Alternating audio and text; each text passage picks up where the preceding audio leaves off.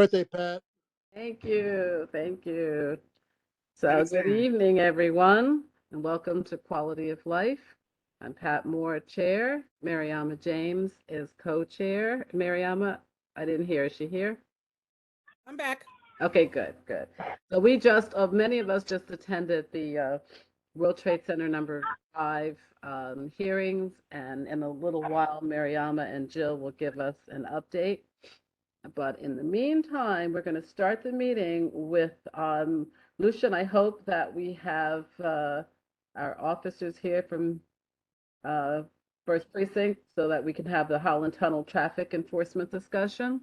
Yes, in fact, Officer Ford texted me. He was in there he is. I see him. See him? Okay, he's there. And then my friends from Tribeca, can you raise your hands? So I can find you. The attendee list is huge. And I'll unmute you both. And Lucian, Carol Lamberg, I believe, is in attendees, and she'll be speaking a little bit about 5 World Trade Center. Okay. Is anybody else finding that the volume is low? It's good to me. For me? Well, so listen, I'm gonna Pat, if I may, I can allow the resident, Mr. Shear, to describe some of the issues that they've been seeing. But I also want to introduce to the committee Officer Francis Ford of the Community Affairs Division. We're really pleased to have you here. We are huge fans of the Community Affairs Division, the First Precinct. And thanks for joining us today. Thank you for coming. How are you? Sorry about the delay.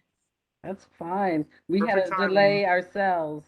So, Officer Ford, I'm hoping that every other month you might be able to attend and give us some updates and answer some questions for us. Yeah, of course.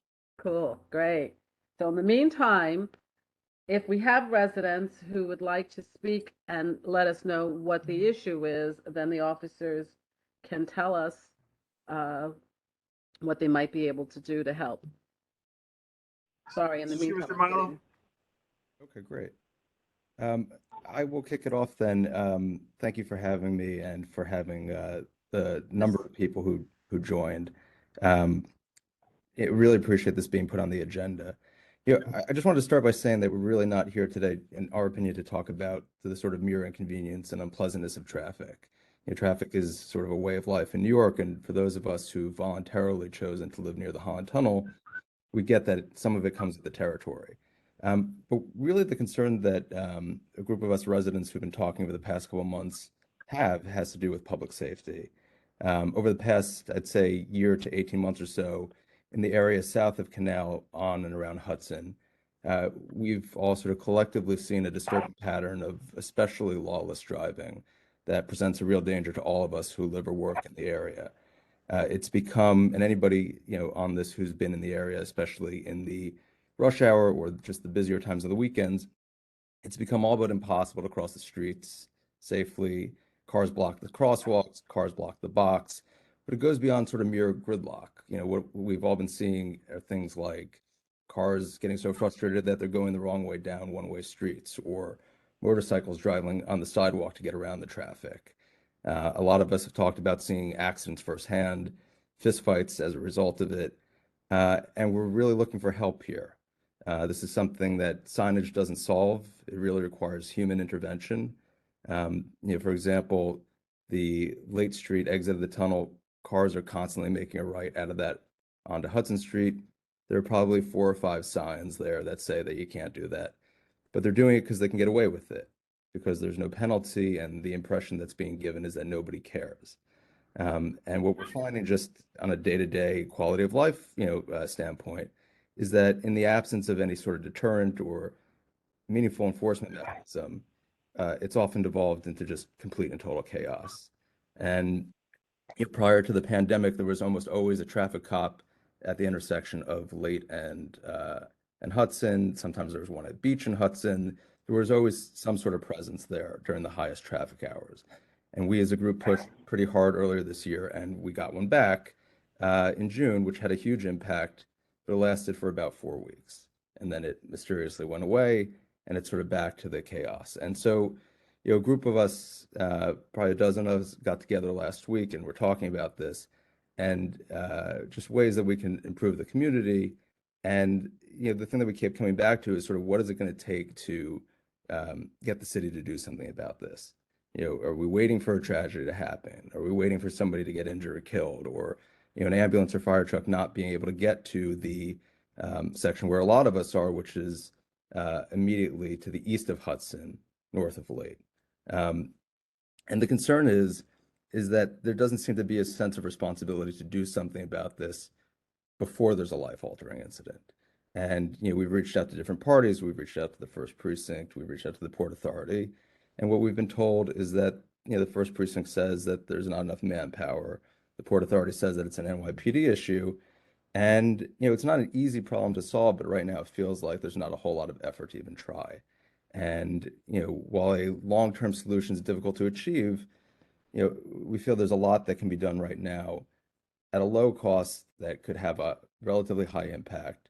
Things like having a traffic officer there, actually directing traffic. Things like doing targeted enforcement to really deter some of the particularly egregious behavior. And something as simple as repainting the crosswalks, the don't block the blocks lines, adding crosswalk signage, etc. And so we're not really asking for anybody to solve the traffic issue. We're just looking for some basic safety and order. And I know there are a lot of people on this tonight who feel passionately about this issue. So I don't want to take up any more of the air, but that is basically where I think a lot of us are coming from, and hopefully I summed it up for everyone. Thanks, Jared. I just have a question for Officer Ford. Officer Ford, is it a different division that sends out traffic control as opposed to the precinct itself? It is. We request it, but it's a totally different division that actually sends them out. I did a little research today before this call, so I can have a couple numbers for you. I can tell you in June that one extra traffic agent we had was because we put in a request in June for new traffic agents for the area, and we got 6. That was 6 for the entire precinct, for our entire zone, which is Soho, Tribeca, Fidei, the entire area south of Chambers Street. We got 6. And that's also all the different shifts they work. I can tell you there's a shift from 5 a.m. to 1 p.m., another shift from 7 a.m. to 3 p.m., another from 9 a.m. to 5 p.m., and another shift from 12 p.m. to 8 p.m. So all 4 of those shifts, we got 6 total new traffic agents. So that one that you saw was one of those 6.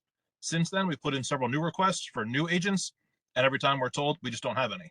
So I hate to throw it back on the personnel issues, but it really is. Like you said, in the past year and a half, 2 years, you've seen a decrease. In those last year and a half, 2 years, since COVID, since the defund the police efforts, we're down about 30% in actual police officers, cops, and also traffic agents, between retirements, just not people signing up for the test to come on to the job. We're honestly doing the best we can. I can tell you also, you were talking about targeted enforcement. I just want to throw that out there real quick too. I ran some numbers. In the area directly around the Holland Tunnel, we have, for our precinct alone, just our traffic officers have 411 traffic-related summonses right around the Holland Tunnel. Some of the targeted locations they go for, and you guys can tell me if this isn't the right areas they're targeting, is Hudson and Canal, Varick and Broome. I know that's a little bit higher up. Hudson and Lee, and 6th Avenue and Watts are the top 4 locations that they target to write these traffic-related enforcement. And so what happens? They just get a ticket, and it's just a ticket, and they have to pay it or go to court? Yeah, it's literally an infraction. There's no, if there was a crime, they'd be arrested.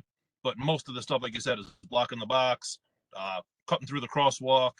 I know most of you probably know, like if you're going up Hudson Street towards the tunnel, there's those white stanchions. People drive over them all the time. They get ripped up, and we talk to DOT all the time to have them come replace them.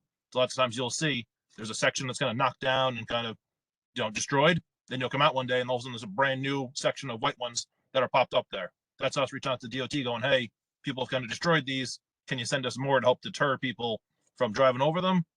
And we target the intersection of Canal and Hudson, like I said, for the people that will go in the left 2 lanes, the ones that are supposed to go north on Hudson, then they try to cut in the tunnel at the last second.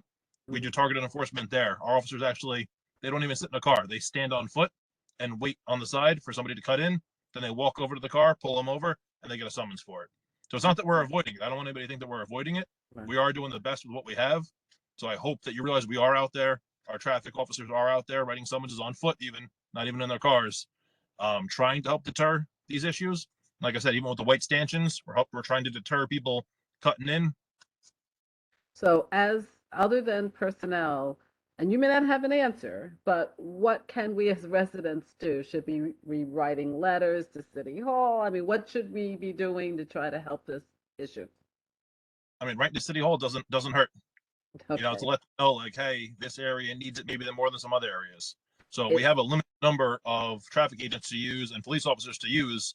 So to redeploy those resources to the first precinct is something that we can request, like we did in June. Like you said, you saw that extra officer, the extra traffic agent in June. That was a request we made, and we got 6. And since then, we put more requests in, which have been denied because they're And the saying last- areas that need more. Officer The last Ford thing we and want to Pat- do, oh, sorry. Yeah, real quick. It just so happens, and we'll talk about this later in the committee, that we are entering budget season here at CP1, and this sounds a lot like a expense budget request that CP1 could make to quadruple the number of traffic agents that are hired for this district. So there's just one thing that comes to mind. That's good. Yeah. Yeah. Unfortunately, it comes down to just sheer numbers for us. It's the city is telling us, hey, look, areas like Midtown is, it's kind of crazy up there also. Not that they're more important than we are, but when they look at it as a whole for the entire city, they distribute the resources they have. They have a limited number of resources, and they have them work, especially the traffic agents, working different shifts. We would love to have our cops out there. In the past, So I have another question. Should we maybe be asking for a way that the traffic is rerouted? Would that be helpful at all? Did we lose you? Uh-oh.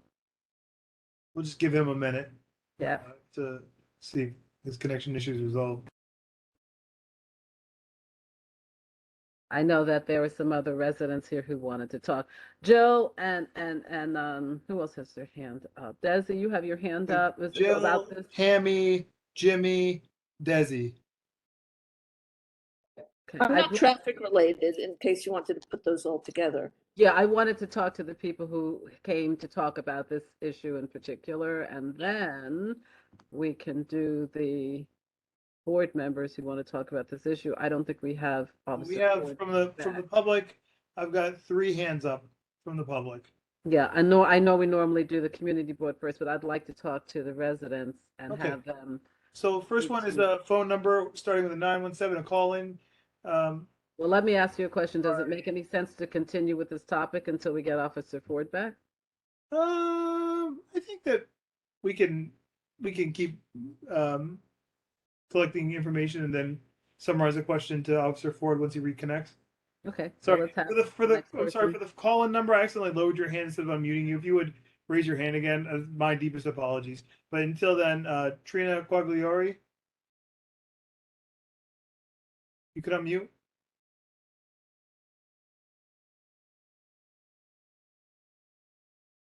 Trina.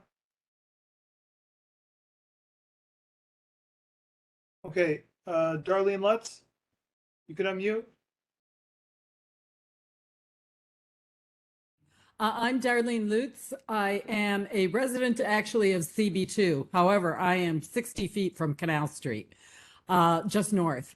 And hi, Pat, and happy birthday. I just heard. Thank you. Pat and I are both on the First Precinct Community Council. And traffic are us for me living at the mouth of the Holland Tunnel over on this side for more years than 40 at this point. So I have been working, as the First Precinct knows well, on the traffic issues, traffic control, traffic management for a number of years. It is, an ever-changing landscape. I have to give it up to our precinct because they have really done some great things this year alone. I understand, we're also struggling with enough traffic management here at the, some of the, deadly intersections that were affected by the gridlock traffic all the time into the tunnel. So yeah, we also, Community Board 2, we tried to devote, last year, we tried to devote more money for, more traffic officer, traffic management. Money does not really seem to be the question here. Right now, it seems to be, human bodies, personnel, people who want to do this job.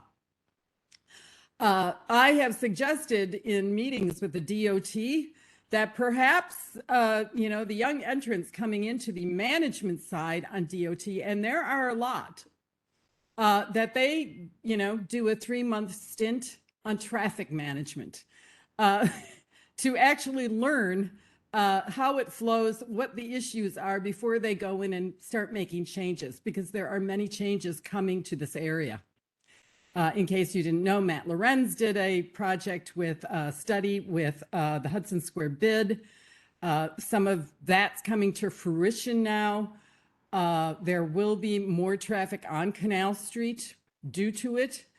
So yeah, I think, maybe we could have we can make this a joint kind of community board 1, 2, although I gotta say, I'm pretty much the person of Community Board 2 that actually cares about this because, hey, I live here. Right. All right, well, let's see if we can do something about that. In the meantime, have we gotten Officer Ford back? Officer Ford is back. So- And then we also have, I had the other 2 people who weren't able to speak before, Trina Quaglioli and also a call-on user with the 212 number. So I can keep moving down if you want. Thanks, Darlene. Or do you want? Yeah. Yeah, okay. So Trina, you could unmute yourself now? Yes, thank you. Yeah, I live on the corner of Watt Street and Greenwich Street, and I've lived here for 20 years. I have been speaking at numerous meetings for the last decade, whether it was Vision Zero, community board city council meetings, police precinct community meetings, and kind of getting nowhere. I guess what I would like to know from Officer Ford is, since this impacts the NYPD in the sense that you are looking for resources that you don't have, is there something that the NYPD can do to, campaign for us in our neighborhood and for themselves to help get more permanent solutions? And I don't know if it's out of the Department of Transportation or what, but I see from my window, and I experience this on a daily basis on the streets, the lack of safety that Jared referred to, whether it's, cars driving up on the medians and the islands or on sidewalks while we're walking with our kids, driving backwards down the street, all kinds of, it's basically lawless. And it seems that there's no one, as I think Jared also said, taking responsibility. So what I see from my window that causes a lot of the congestion, unnecessary congestion and safety issues is that there is no permanent separation on the eastbound lanes on Canal Street, going from West Street all the way through toward the Holland Tunnel and 6th Avenue, that prevent the through lane of traffic, which is supposed to be the through lane of traffic, from cutting into those Holland Tunnel lanes. And that just stops up all the traffic, causing all the other drivers to do all of these, crazy, illegal things, and blocking all of the intersections where pedestrians are trying to cross. I know that when there are cones up, which seem to disappear sometimes after 6 o'clock, it does help. However, they do run over the temporary cones. How do we get the NYPD involved and everyone else involved to find, to pressure whomever is responsible to get permanent lane separators there so that traffic can run, the through traffic can run in the lane it's supposed to run in and not block all of the lanes going into the Holland Tunnel? Because from my perspective, what I see from my window every day is that is a major cause of the congestion, which is also causing all of the illegal and dangerous behavior from these motorists. Yeah, so I mean, the cones are set up by the traffic agents that are there during those times. They are there during the hot times, basically the heavy traffic times, and they set up the cones. The cones aren't left there overnight. They're not left there during the, I guess, slower times, I would say, because they'll get stolen. I mean, that's the honest truth. So they'll bring them with them in a van. They park their van around the corner, and they set them up while they're there directing traffic to keep the flow of traffic moving. And then the permanent ones, I think what you're asking is, can we set up like almost like a wall or something that can't be driven over? Is that what you're asking? Or Jersey barriers or something so that the traffic lanes can remain separated. Betty, That is this similar to the Port Authority project just that they described to us? I was gonna ask Betty to get involved with, because maybe it's a DOT issue.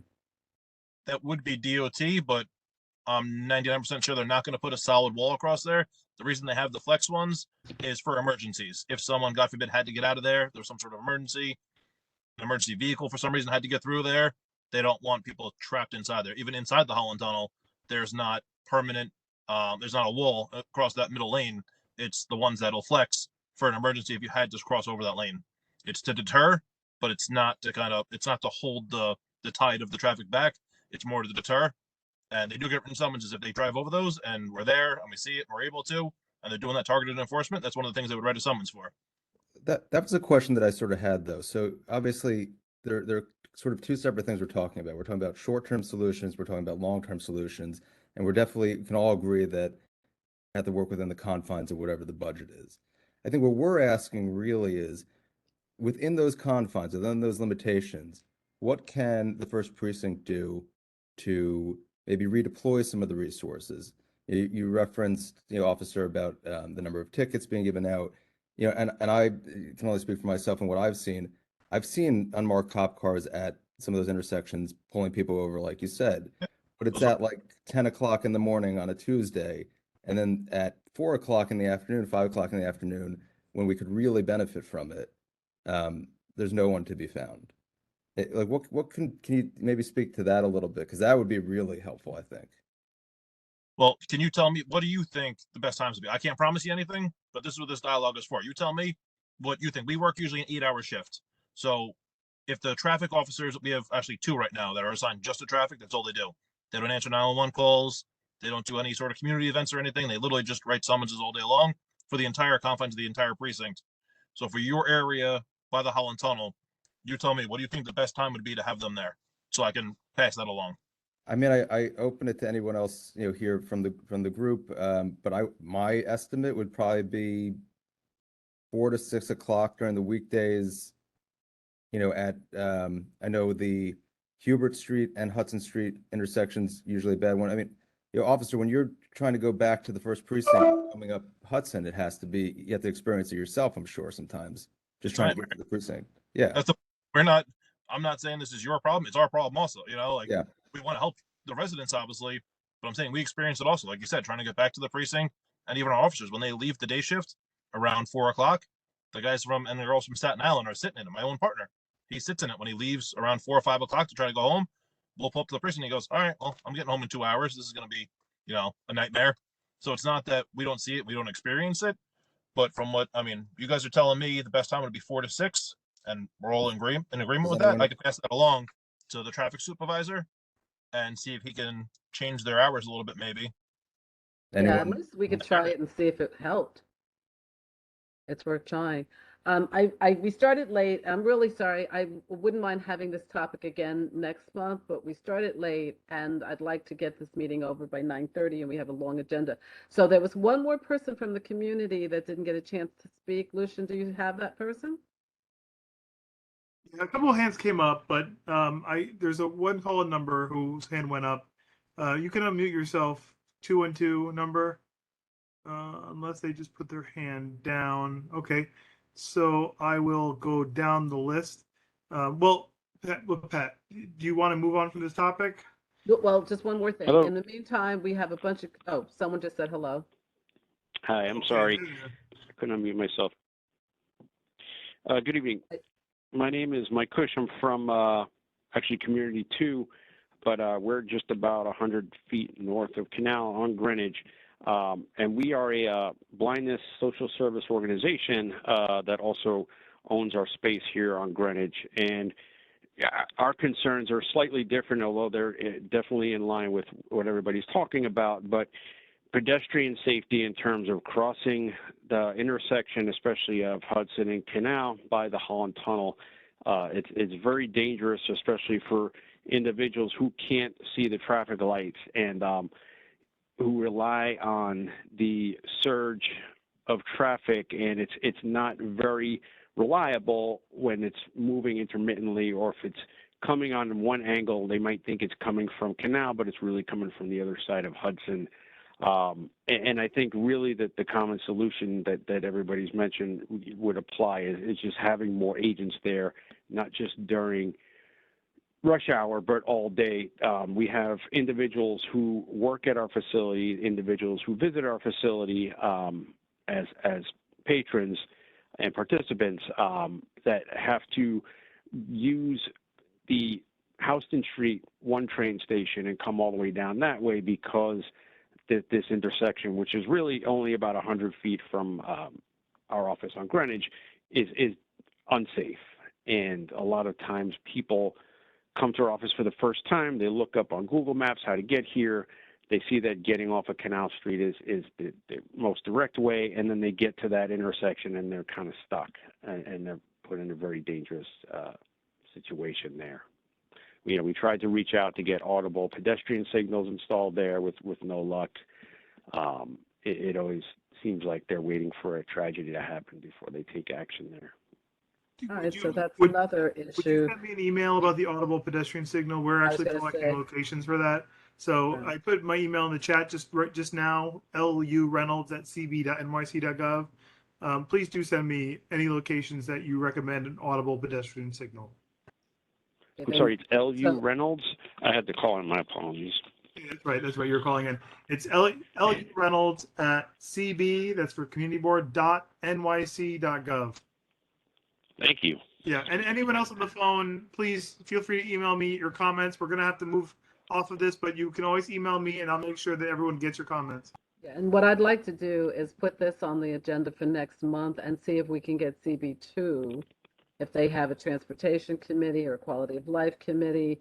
Betty, I don't want to step on your toes, so you and I can discuss this a little bit and see if we can do something in greater depth. And Officer Ford, if you wouldn't mind coming next month.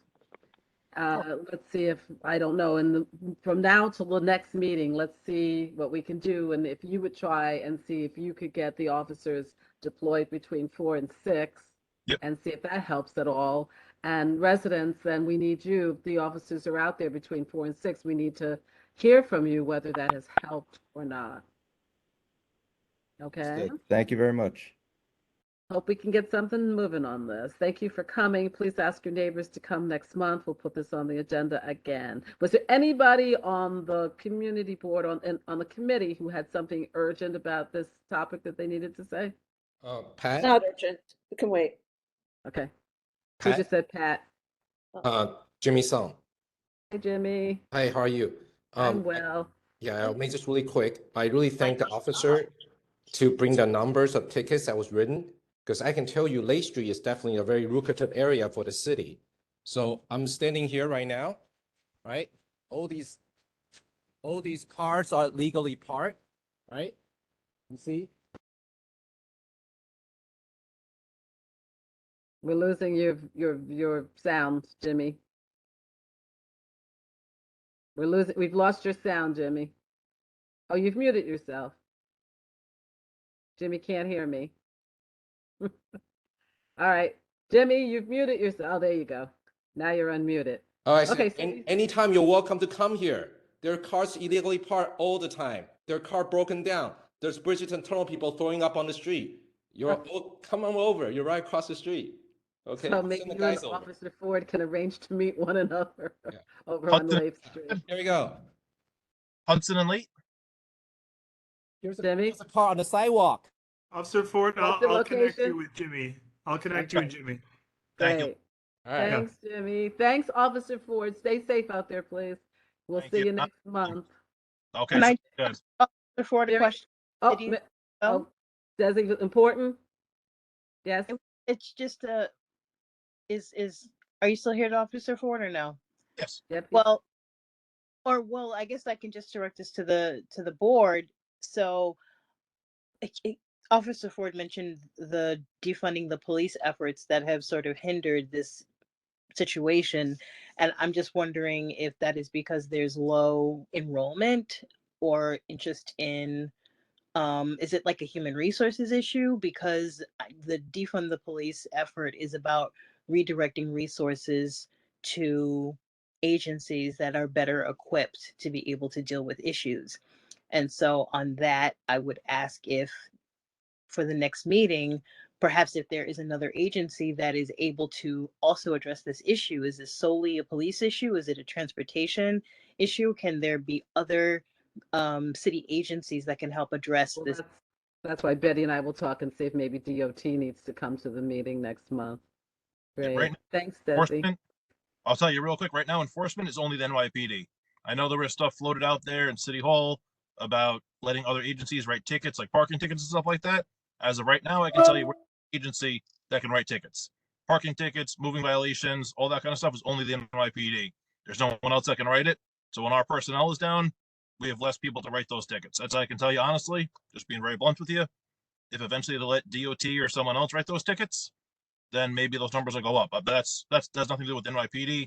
That's more City Hall reassigning who can do what. Right. All right. So thank you again. Be safe. We'll see you Thanks, next month. Officer Ford.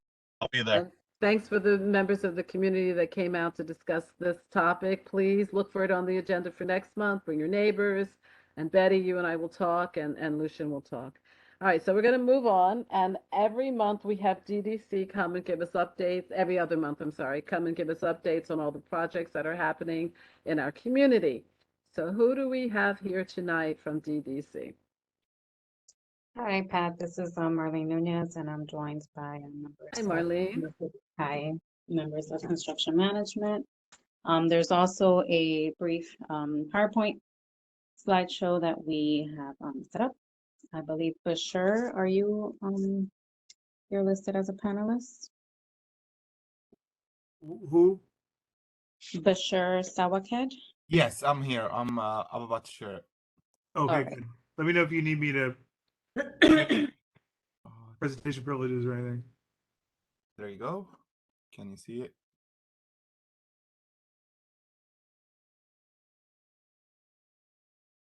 Not yet, Bashir.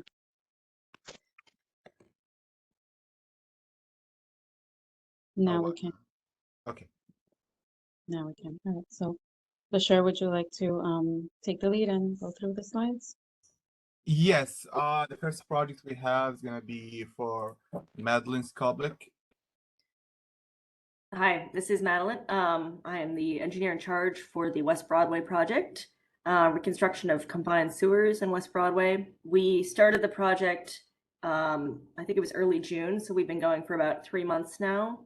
And this project is just mainly sewer replacement for those 2 blocks in West Broadway between Thomas and Leonard.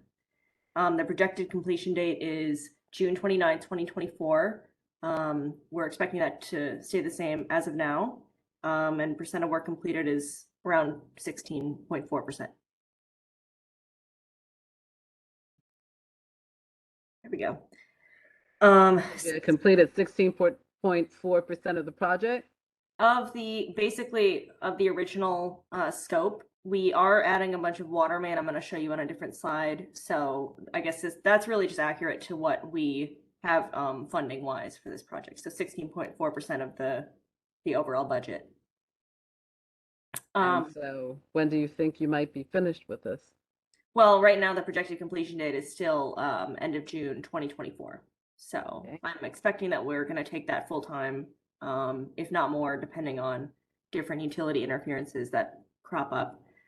So right as of now, we've done trolley track removal. So here's some pictures of just the north block.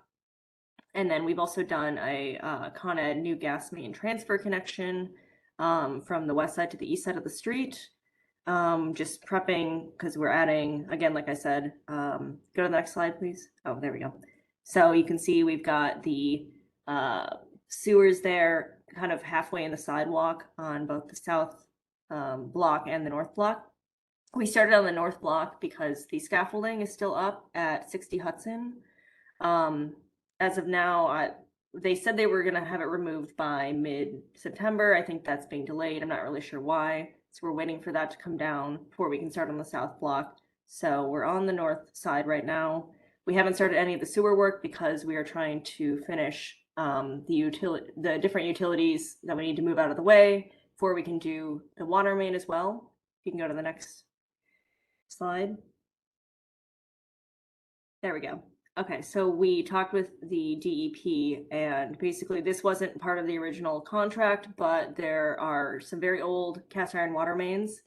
We've got a 20-inch or two 20-inch mains and two 12-inch on both sides of the block that we're going to be replacing, so that's all going to be new, and we're going to tie into where they had finished work in the intersection there for the Worth Street project. So that's going to add a decent amount of work to this. So that's kind of where we're heading as of now.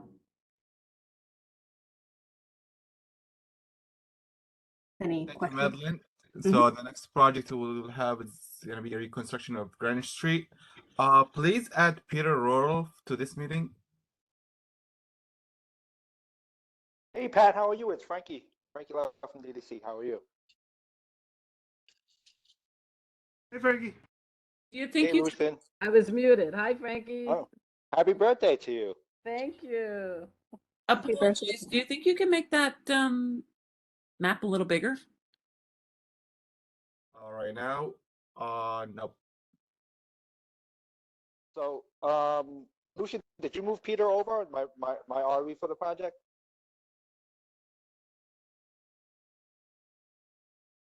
Peter Roloff? Peter, are you there? Oh, there he goes. So I'll turn this over to Peter. He'll give you an update, and then I'll come back and I'll introduce my RE for Front Street. Peter, go ahead. Thanks, Frankie. Hello, everyone. I'm Peter Roloff. I'm the resident engineer for Greenwich Street. For someone who was just asking, there is a bigger map on the next slide or two. Usually, Phil Stafford presents to the board. He's luckily on vacation for him this week, so I'll be taking over his duties. For those of you who don't know, Greenwich Street is a typical DDC reconstruction project. We are approaching our 1-year anniversary. We started last November in 2021. It's a 3-year project, so we expect to be completed in November of 24. The next slide, please, Besher. So, like I said, there's a little bit of a better map for people to see. We're basically Greenwich Street from Barclay Street down by World Trade Center 7, going all the way up to the south side of Chambers Street. And it's basically just Greenwich Street, the curbs and sidewalks. We're skipping the intersections of Warren Street and Chambers Street. As many of you know, there were previously major DDC projects in that area that have done that work already. So this is a reconstruction project, the type of DDC project where we replace the entire underground, put in a new roadway, pavement, curbs, and sidewalks. So it's kind of the hope that this is a big project for the area and we kind of finish, and it's kind of a generational project where we don't expect, where we expect it to last for a while, and for this area to be kind of calm construction wise once we're gone as far as the street is concerned. The next slide, please, Besher.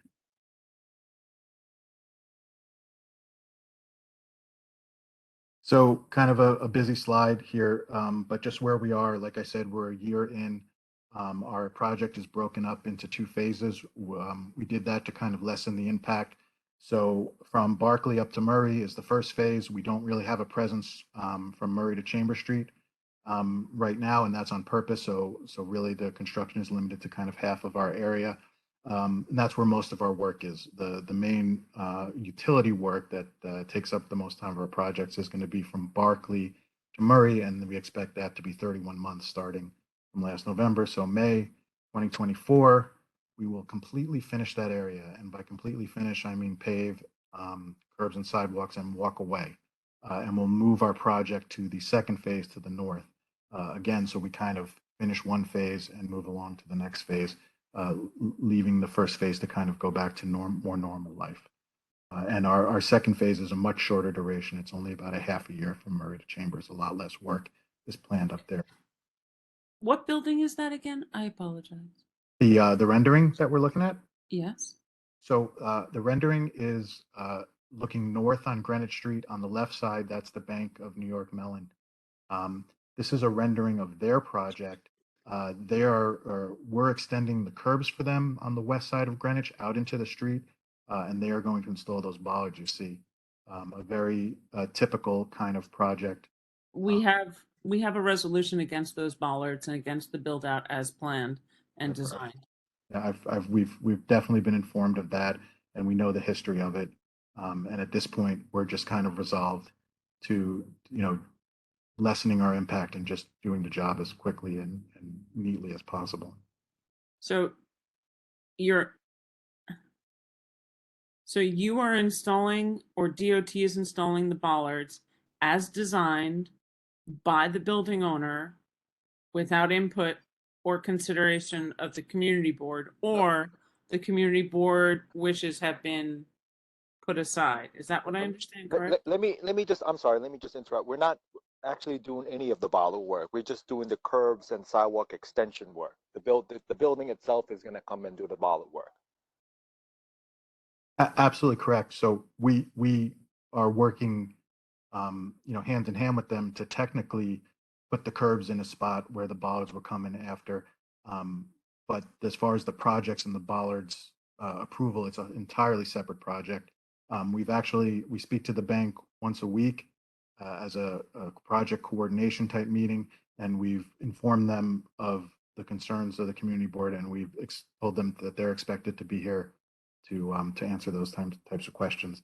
I don't think they've come to a meeting yet, but we'll continue to tell them every week that it would be nice if they came to one of these meetings to present and answer those kind of questions. It'd be great. We would love for you to share their contact details so Lucian can reach out for us. Tammy, which committee was it? Was it Patrick's committee where you passed the reso? Yep. Yeah. So it's a different issue. So by building, it was one and around the same because they presented without coming to the community board. We actually talked about it in transportation. We've talked about it in many different committees, including executive. So I'm profoundly disappointed that they're plowing ahead and there's been no consideration from the city on what the community board feedback was, which involves both POPs, sidewalk space, and everything else. So let me also ask a question, because if my memory serves me right. So if they build the sidewalk, even though it's a different project, EDC is not putting the ballots in, but if the sidewalk is built out, it's still the same issue, isn't it? With or without the ballots? They're putting in, correct me if I'm wrong, Peter, you're putting in the infrastructure to allow them to be able to therefore then come out and do the bollards. Right. Absolutely. That is a huge part of our project, is physically taking the curb, moving it 12 feet to the east on a street in Lower Manhattan is an enormous endeavor, and that's the bulk of our project. Is to get ready for that to go into place. It's been done. We're in the bollard, are there bollards going in simultaneous to your, or will they be ripping up that sidewalk to install the bollards? No, absolutely. That's the whole point of why we have the weekly meetings. So we're supposed to be hand in hand. We go first, and then they'll be following up right behind us. So the ballots go on top of that extended sidewalk. They have to go down, Pat, in order to be functional. The bollards. No, I get it, but they're just going to drill through holes and install the bollards. They're not going to rip up the work you've done. Well, yeah, it's almost exactly like that, except we're just going to totally leave out the sidewalk for them to come and do the bollards, and then there's an option in our contract for either them or us to do the sidewalk after the bollard, because the bollards are giant pits for each bollard, essentially. So actually, the bollards are going in, kind of the structure for the infrastructure for the bollards are going in first. So, Tammy, there's still time to continue the conversation. Pat, I hate to barge in, but go, Betty. Some people from the counterterrorism unit of the NYPD, and they authorized those bollards actually over a year ago. So it's really a done deal, and that counterterrorism has already given authorization, or in fact has promoted that they want them there. But anyway, that's done. Okay, Tammy, you have so anything else you want to say? I think that speaks for itself, doesn't it? Mm-hmm.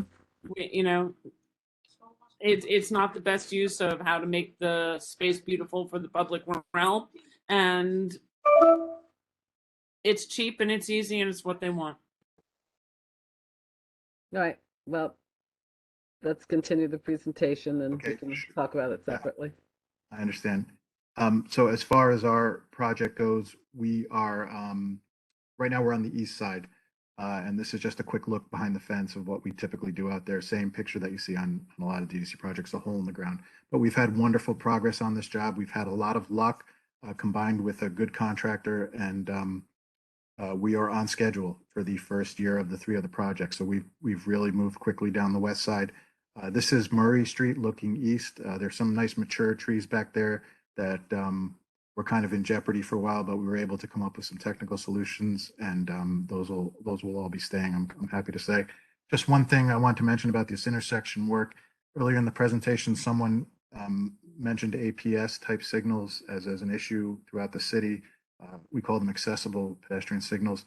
In this particular DDC project, all the intersections are getting new traffic signals, and as part of our project, we're putting those in at Barclay Park and Murray. So that's a nice, just kind of side upgrade that we get with the disturbance from construction. Is a very nice left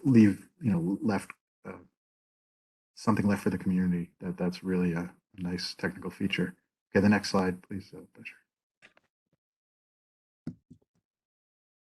Okay, so just more look at, this is Park Place, looking east also. That's just our typical setup. We've had very little complaints and very good communication from Phil, our community liaison, with the stakeholders, where I think we're a relatively quiet job compared to some of the other construction going on. And I expect us to stay that way as we continue on the west side. So things are going well, and if anybody has any issues, we're very accessible. Report back to you in 2 months. Good. Thank you. Hey, Pat Any and questions? Lucian. Pat and Lucian, Frankie? I just wanted to add, we have a meeting coming up with City DOT Special Events in regards to the Wall Street American Heart Association Run Walk for next year. Right. Being Right. that our phasing would be on the west side, so maybe by the next meeting we'll have that meeting, and I think we're gonna look, because we all know that that's where their staging starts, right at that Murray Street intersection and going south. So I think that race is gonna change, and we'll report back when Peter and I attend that meeting in the next couple of weeks. So just keep that in mind. So Great. I know there was discussions about that event in the previous meeting, so I just want to keep you guys updated Right. on Just that. let me know if I have to get involved. We've helped solve problems for DDC Actually, in the past. Lucian, we do want you there because that run affects many more things. And while you guys are focused very much on this one intersection, we have a full-blown construction project as well in the south that is not run by the city in any agency. It's run by a state agency, and it will affect that particular run and race as well as for that. And then there's another construction project with the Battery Wharf, all resiliency related, but affect the streetscape. So it would be great if the board chair is not in there, but that our district manager, somebody from the community board, has to represent a holistic view that no one else is looking at. So Frankie, absolutely, I understand you may not want the bull in the china shop. I get that, but I am begging you to have our district manager in the room. Noted.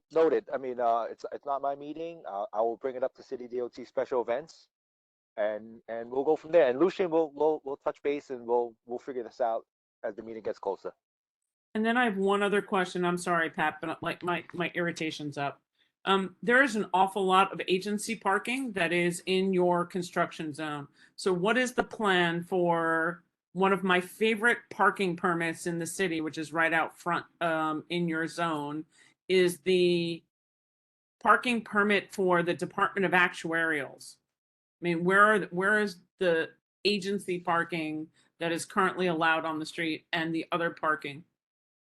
Is it being? Peter, do you have that information, Peter? Where we relocated that? Is that one of the agencies we relocated? Yeah, absolutely. If I remember right, they had 1 or 2 spots in front of Target. So yeah, one of our first things we did before we even started construction was go straight to DOT and say, hey, we're taking up the whole roadway for construction. Can you assist us?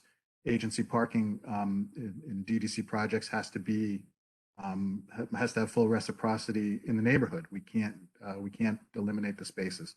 So there's a contact, a department of authorized parking at DOT.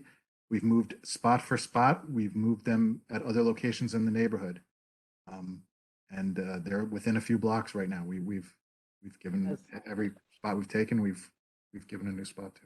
Peter, does that mean that they've taken away the residents parking? The DOT makes the final decision on that, and they typically didn't. They were looking for, areas where there was not being used for other agencies.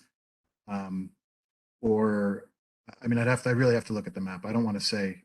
Would you exactly please and get back to us? We want to make sure that they're not taking, already the residents have no parking. And so we don't need them to be taking additional residential parking. Absolutely.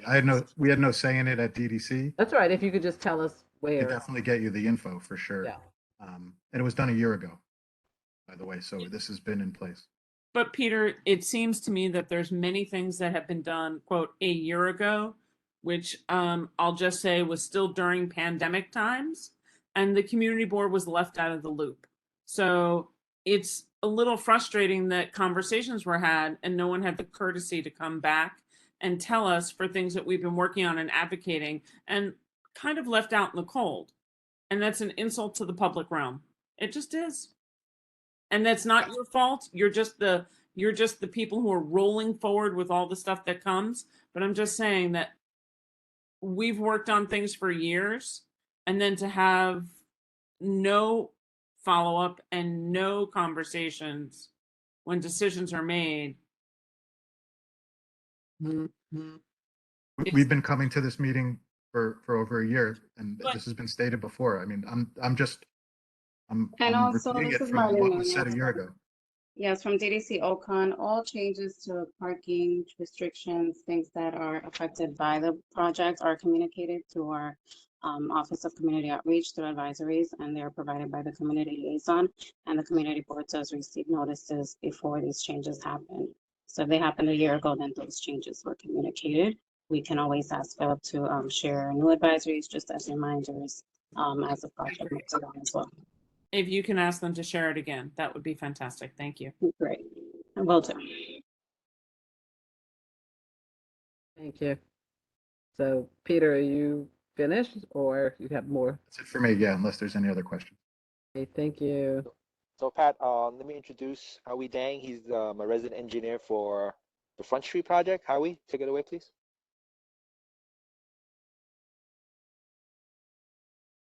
Oops, did we lose him? Oh, sorry. Hi, everybody. Usually my CCL attends the quality of life. Substituting for today. Just quick rundown, just in case people are not familiar. This is Front Street reconstruction from Old Slip to John Street.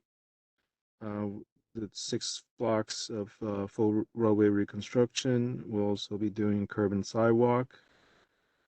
ADA ramps, catch basins and chutes, replacing some hydrants.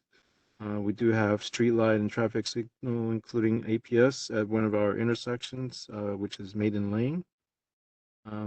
This is a joint bid project that also involves Con Ed, ECS, and Spectrum. We're also doing street signs and streetlights, and some tree removal and pruning. Next slide, thank you. So far, Con Ed was the first phase. We've done near close to 10,000 feet of conduits for Con Ed. We rebuilt 6 Con Ed manholes. We've also encountered steam mains and needed to do abatement and new housings. We also relocated one anchor for the steam main, which were all not part of the project, but discovered along the way. We've installed 3 catch basins, 2 new sewer manholes, which was damaged by Con Ed steam main. We completed so far 1 block of trolley removal. Right now we're on the 2nd block of trolley removal, and we've lowered some of the water mains that were shallow on Gouverneur Lane. Next slide, please.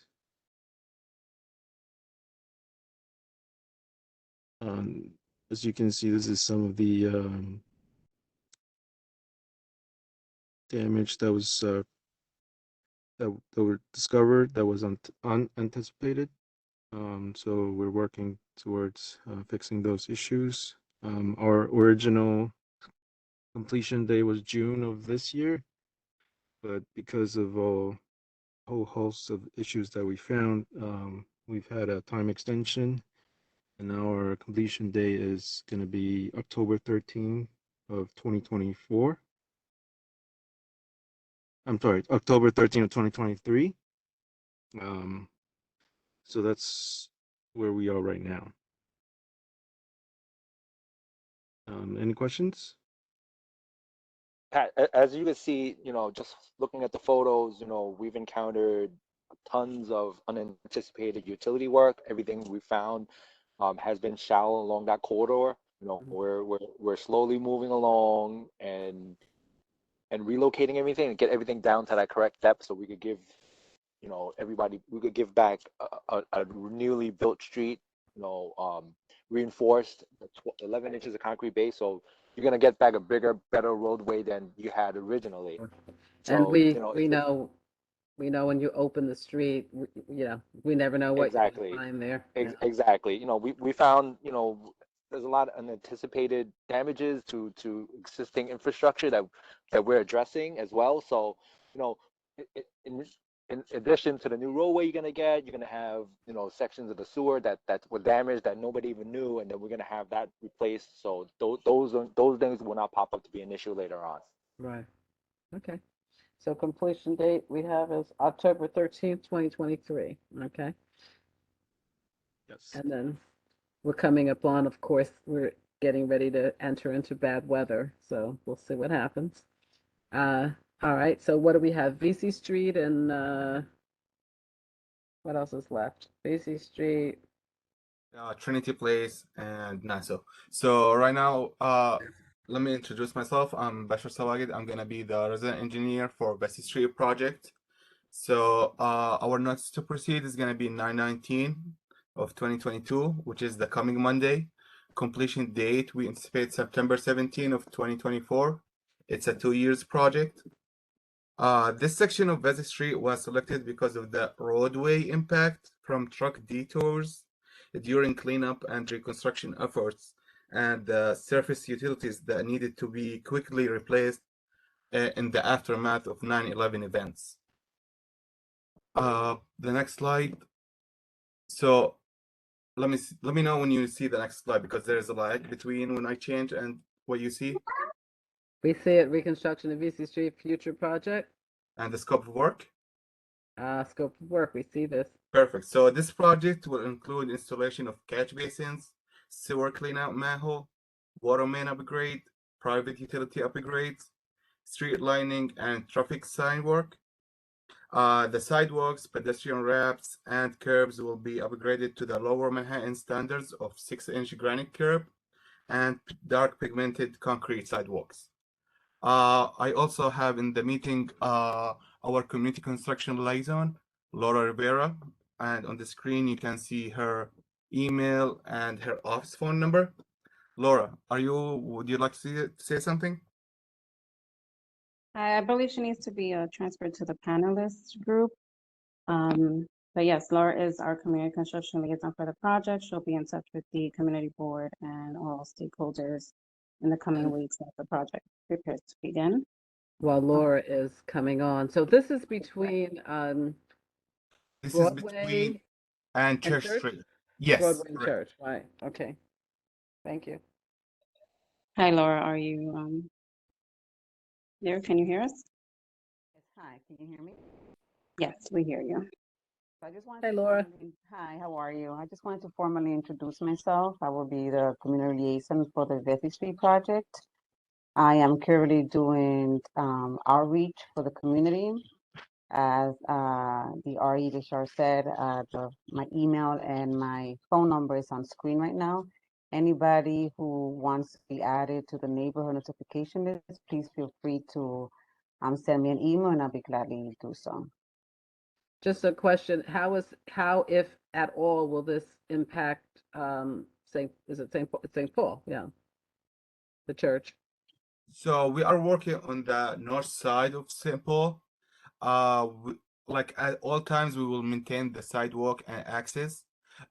Most of our work is scheduled for weekdays, not on Sunday during the mass or Saturday.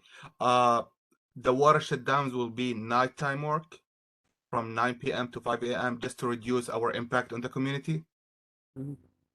At some places, we might need to work Saturday and Sunday, but like through Laura, we will reach out to St. Paul Church and coordinate with them. Good, thank you, good.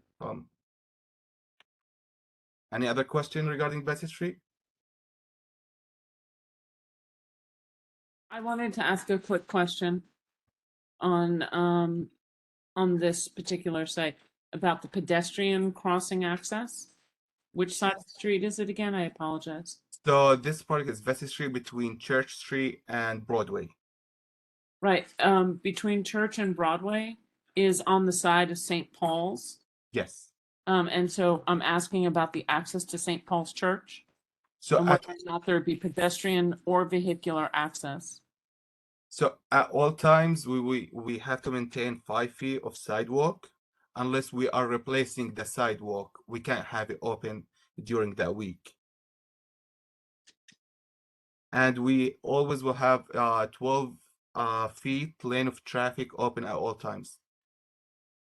Great. Do you know or have you spoken with the church about alternating their access to a different street during your construction project for safety and security? Right now at St. Paul's, there are multiple access points from the east side, from the south side, from the west side. That church has like 4 access from the 4 sides. Yeah, they only currently use Broadway and Vesey. They can use the one on the southern side, but they just need notification because they have to move their handicap ramps. Of course, our contractor will not mobilize to the site until October the 3rd, which is going to be a Monday. So we have 2 weeks. Right now we have Laura on board and she just started with us on this project. So she will reach out to this church and coordinate with them. Okay, thank you very much. No problem. And so now it's Nassau Street, right? Yes. Okay. Hi, Pat. You get me again. Hello. So, Reconstruction of Nassau. Project is about 3 blocks from Maiden Lane all the way down to Pine Street. This is full depth reconstruction, new curbs and sidewalks, catch basins, new concrete road base, and asphalt. It's a small job. You know, we're not no water main, no sewer. Right now, the project is actually going to get registered. We're looking to get registered, but we're having issues with the transit authority force account, so that might stop us mobilizing. The intent was, if we could get this thing registered within the next 30 days or so, we'll try to NTP and start in October, November. But depending on how this force account goes, it's looking more likely beginning of the year. But I'll know more. If I know more before the next meeting, I'll let Lucian know. I know previously Lucian and I talked about stakeholder issues on Nassau. Right. On our first block, the Maiden Lane block by the Federal Reserve. So, Right, and the and Cedar then Street block. correct. And I also reached out, one of the buildings, reached out to me already. I think they have some major work that they were looking to do, so we're gonna coordinate with them. But at this time, we're still not mobilized yet. Again, the intent is to do so within the next, month or two. Right. Fingers crossed. But then by the next meeting, hopefully we'll have a better answer. And again, we'll put together good staff for you guys and a good CCL, and we'll keep everybody up to date. Great, thank you. So is that it? We still have one project, reconstruction of Trinity Place, and we have Trinity. Dushian. Dushian will present. This is Dushyant Rajput, engineer in charge for this project. Happy birthday to Pat. First, let me Thank you, wish her. Dushyant. Okay, so this is one of the future projects that is reconstruction of Trinity Place from Morris to Cedar Street. This is a federally funded project and also a joint big project where typical reconstruction will happen. This project is in design right now, and this project will involve like 4 blocks of the roadway construction, sewers, some water main, curb, sidewalk, ADA ramps, catch basin, hydrants, traffic signals, and always there is a utilities under the roads. Those needs to be upgraded or relocated to get the city work done, and some wayfinding signs, some tree removal, pruning, and so this is typical reconstruction project currently in the design, and probably sometime late next year it is anticipated to start. That's all the information I have right now. Anybody? Yeah, and this is the last project for the DDC presentation. Anybody has any questions? Yeah, I have a question about the wayfinding signs. Is that something that, who's doing the wayfinding signs? So generally, DOT install the signs. We do the foundation for the signs. But so are these like different than signs that we've had before? These signs that are pointing you to streets or to tourists, to things to see, or which wayfinding signs are these? Yeah, this is generally the map and the location showing. So those are not other display like Link NYC sign that's having the Wi-Fi and the phone charging and the phone. This sign is only the map, only information to be provided by DOT for the where you are, what is around this area, and like a street map. Mm-hmm. And it's being installed by DOT. So we don't know what will be in the sign at this time. We only do the foundation. DOT people come to inspect the foundation and they install by their contractors. Okay, so these are not Downtown Alliance wayfinding signs. No, I don't think so. No. Okay. This is part of the city's street furniture. Dushyant, I have a really important thing I need to ask of you and the team that's doing design here. There's a new elementary school that's opened on Trinity Place and Edgar Street. And it's of utmost importance that we connect you with the principal there and with the PTA. The reason is because they are experiencing some real safety issues that are just endemic with the way that the number of vehicles that are using the street and some of the real limitations in that area. There's vaults under the sidewalk, so DOT can't install pedestrian crossing signals, and so they can't stripe a proper crosswalk that goes to the entrance of the school. So it's a real mess there, and so we really can't miss this opportunity to get a pedestrian crossing just north of Edgar Street. Across Trinity Place. I mean, we really just need to look at every opportunity to fix some of these real capital issues here that this reconstruction may allow us to fix. And it's a perfectly timed thing. But the second part is we also need to make sure that the reconstruction doesn't completely jack up the drop off and dismissal for the school as well, because it was difficult enough to try to get it put together and it's still not ready as it is. But once we start digging up the street, getting the bus in, getting the students dropped off and crossing the street, especially with the limited number of crosswalks, is going to be a real mess. So we have to tread super carefully here. And we need to really just design every phase of this to keep in mind the number of students in those months that they're going to be using that school. So let's connect Yes. tomorrow.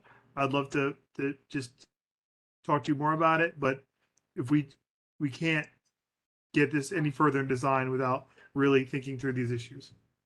Yeah, sure. I will share these comments with the design team. I will be in contact with them. But generally, as far as the schools are concerned, for the construction purposes, NYC DOT, OCMC prepare the traffic stipulations. So sometimes due to school, they restrict the contract hours accordingly. So I believe this must have been being taken care of. But anyway, I will reach out our design team, and I will update you if something.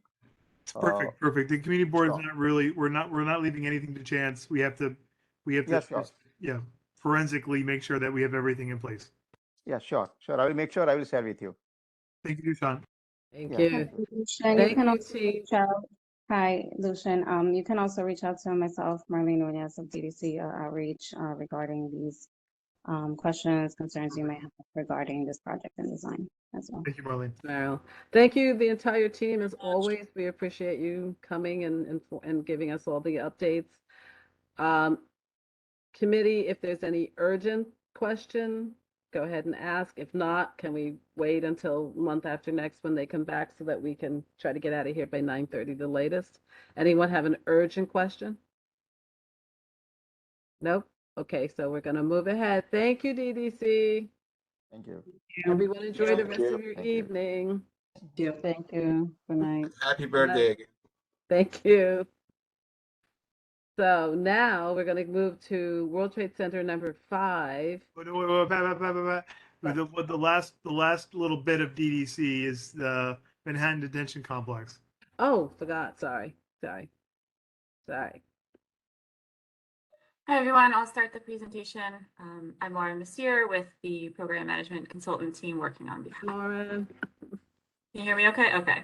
Yep. Before I jump into this, I just want to ask, we always have a number of team members who join us on this call. If there's anyone on my team here from the PMC or DDC or any of the agencies, the design build team who is, if you look on the attendee list on the right-hand side of your screen, if you're listed as an attendee, not a panelist, and you should be able to unmute in order to answer questions. I know all the presenters are on there. Please raise your hand virtually and Lucian will switch you over to be a panelist. So if you need to unmute, you should be a panelist. Please raise your hand if you're not. And with that, I will share my screen and we'll get into the presentation.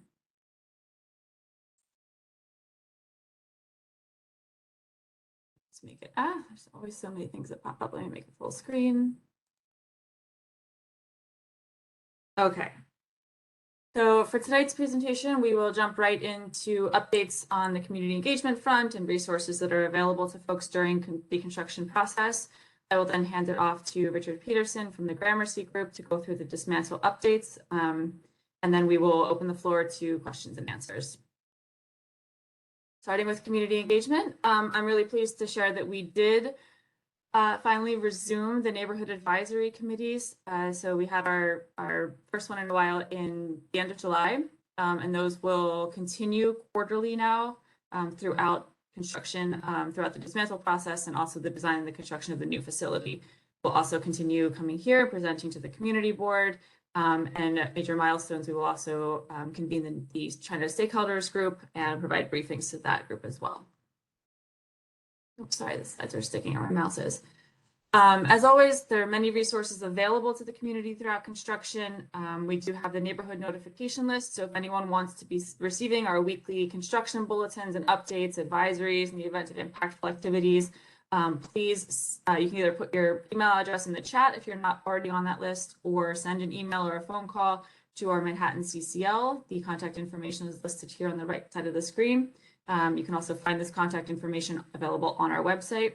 I do have an update about our CCL. Unfortunately, Pauline Chan has departed the BBJ program. She left at the end of August.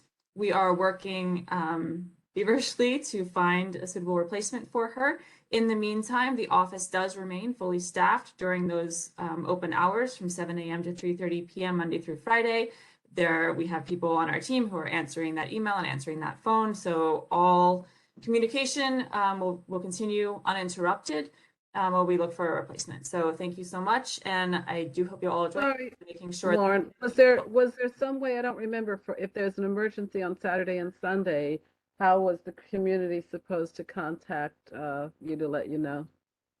To alert the team for any complaints or issues during off hours, we advise everyone to call 311. If it's an actual emergency, please call 911. And that goes for any time of day, even during open hours. If there's an emergency, call 911 first and then contact our CCL.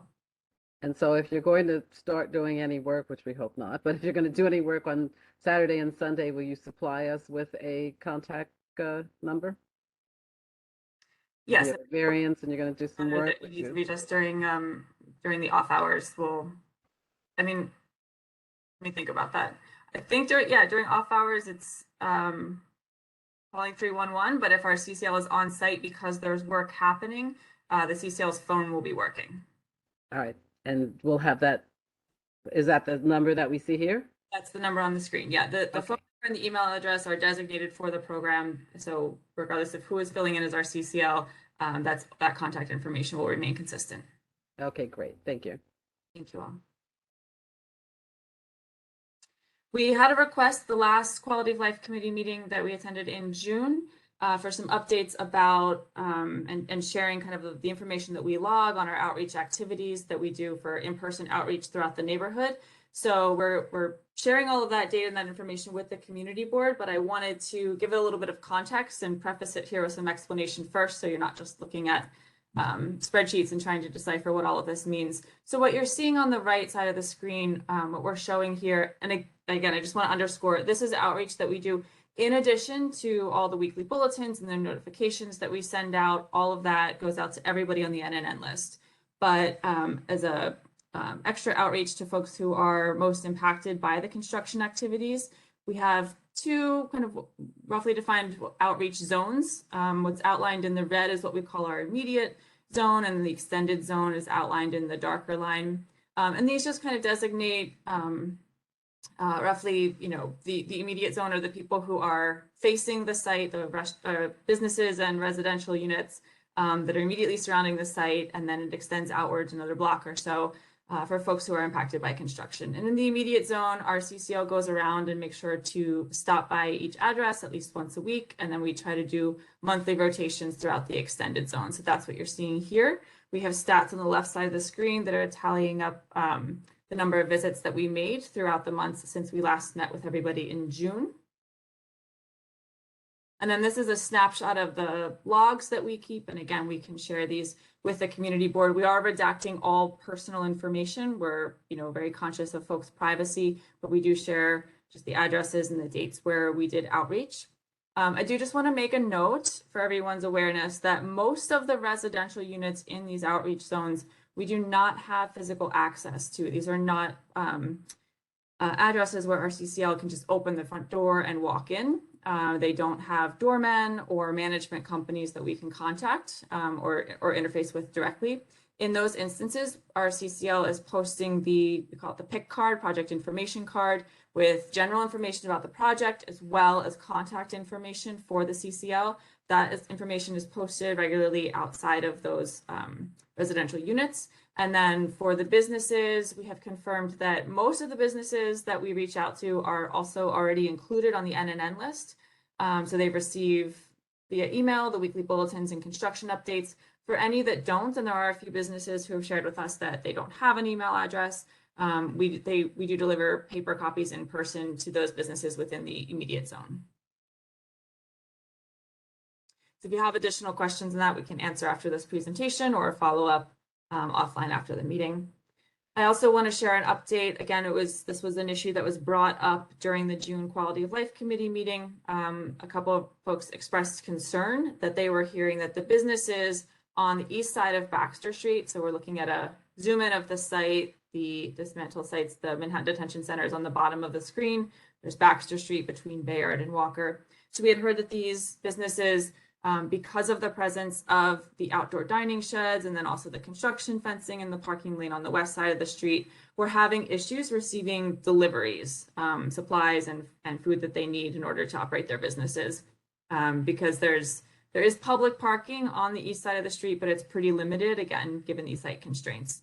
And so in response to that, we conducted some additional outreach to those businesses. We spoke with every business owner on Baxter Street to hear about, their experience, what struggles they're having, what time of day and week they typically receive deliveries. And then we had that side of the street is actually technically in Community Board 3. So we had some coordination meetings with Community Board 3 and DOT to discuss and brainstorm solutions. And then 2 nights ago on the 13th, we attended the Community Board 3 Transportation Committee with a proposal from DOT to convert some of the 2-hour metered parking on Baxter Street to be metered commercial parking. So that will be a designated area for those delivery vehicles to use on Baxter Street. So CB3 voted unanimously to approve that resolution. So we'll be providing updates on those efforts moving forward. But this is, again, in direct response to concerns that we heard from the community.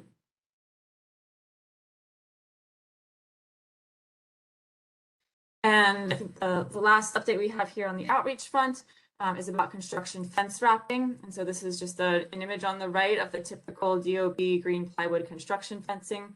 We do have a proposal that there will be a graphic design printed artwork that's going to be printed on vinyl panels that will cover the construction fencing around the full perimeter of the site. The intent of doing this is to just mitigate the visual impact. We know that this is going to be up for a long time, so we're doing something to create a more attractive and inviting street corridor for passersby and for the local businesses. So the designs, these abstract graphic designs were developed.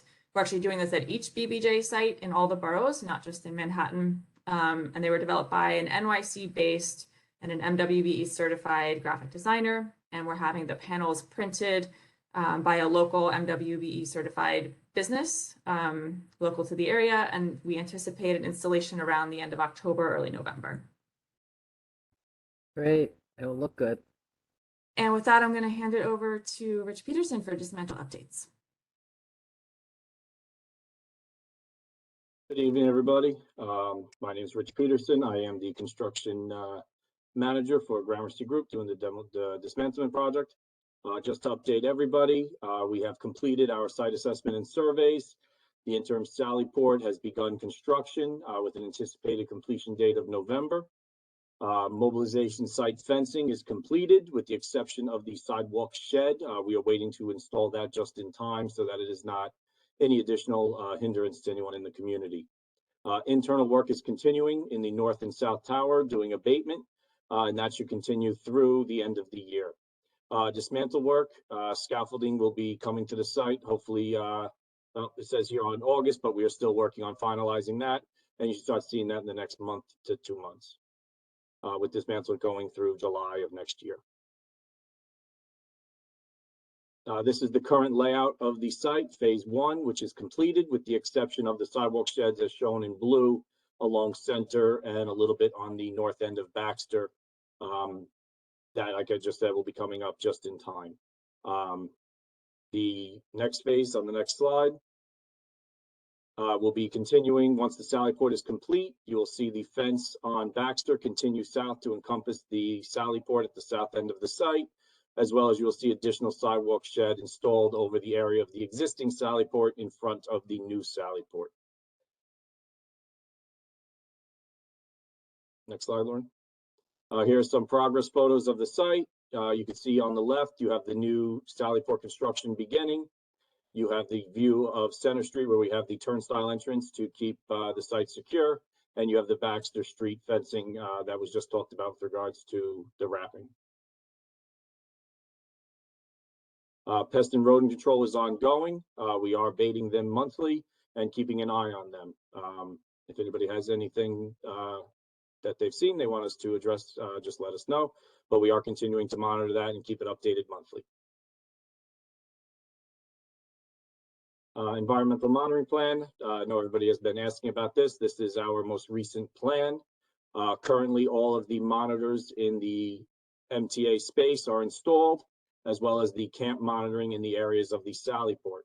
Over the next coming month, we'll be installing all the vibration monitors, as you can see here by the pink/purple squares in the neighboring buildings, the Chung Pack, the businesses on Baxter, commercials on Center, and within the courthouse as well. Noise monitoring stations will be deployed where you see the green circles, and the vibration monitors that are currently active at the Sally Port you can see in blue.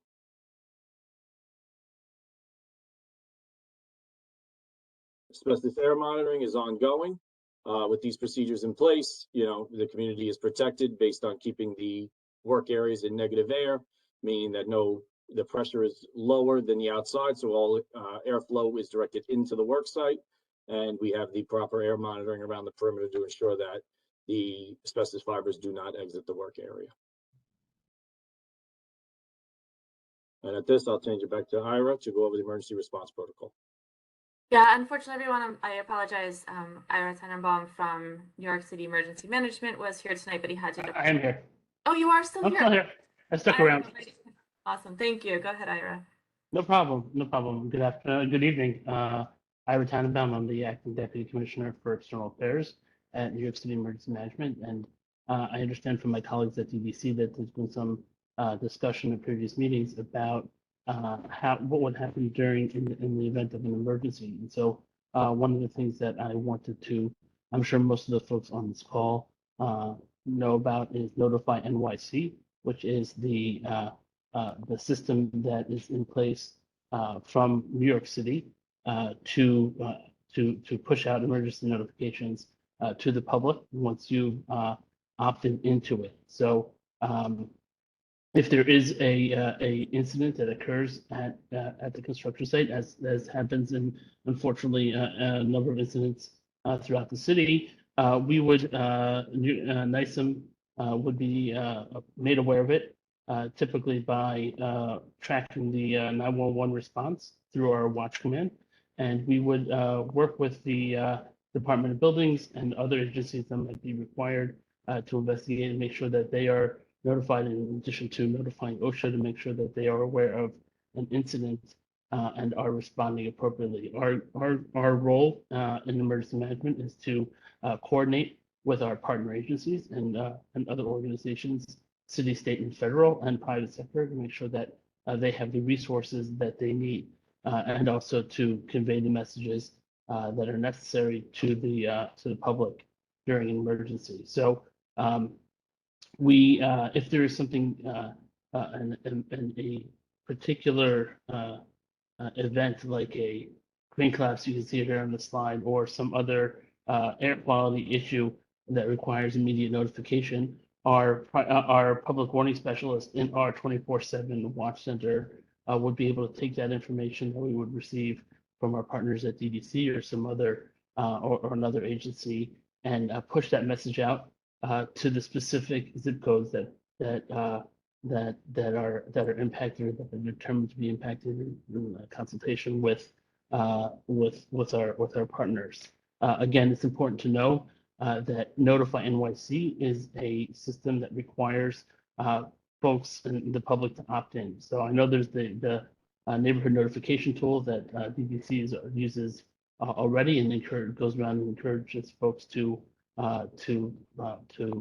register for, but certainly we also think that there's a great opportunity here to educate the public about registering for Notify NYC. There's some information on the bottom of the slide about how to register for Notify NYC. Notifies are available on Twitter, or you can download a Notify app, and available in multiple languages. And so, again, the notifications would be pushed out through our watch center, through our public warning specialists, once we are notified about an event and as we're tracking an event. Certainly happy to take any questions. And Yes, Ira. Yeah. So living 100 feet away from what was the South Tower, even though it's 21 years later, I know that many people have not opted in, because we were the ones that actually pushed to get Notify NYC, the city, to start that. So I know that there are many people who were not connected to it. what happens, God forbid, there's a real emergency? Do you have a protocol in place to actually go building to building to get people out? Well, there are protocols that we would work with our partner agencies to make sure that the message could get out. One of the resources that we do have now is, some of you might have heard, the wireless emergency alert system. The wireless emergency alert system is a similar system to what you hear, Amber alerts, or you might have gotten some National Weather Service alerts about weather coming through. That gives us the ability to push out a message during a significant event to anyone's cell phone, whether it doesn't require pre-registration. Anyone who has a cell phone that's been manufactured after 2012 has a chip in it that can accept these messages. And so we do have that capability. We use it sparingly. We used it most recently after the shooting on the R train in Brooklyn.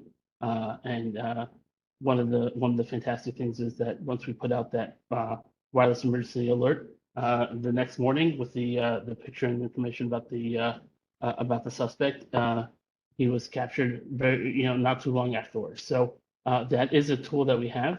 We do use it sparingly because we want people to pay attention to it. So we don't use it for just any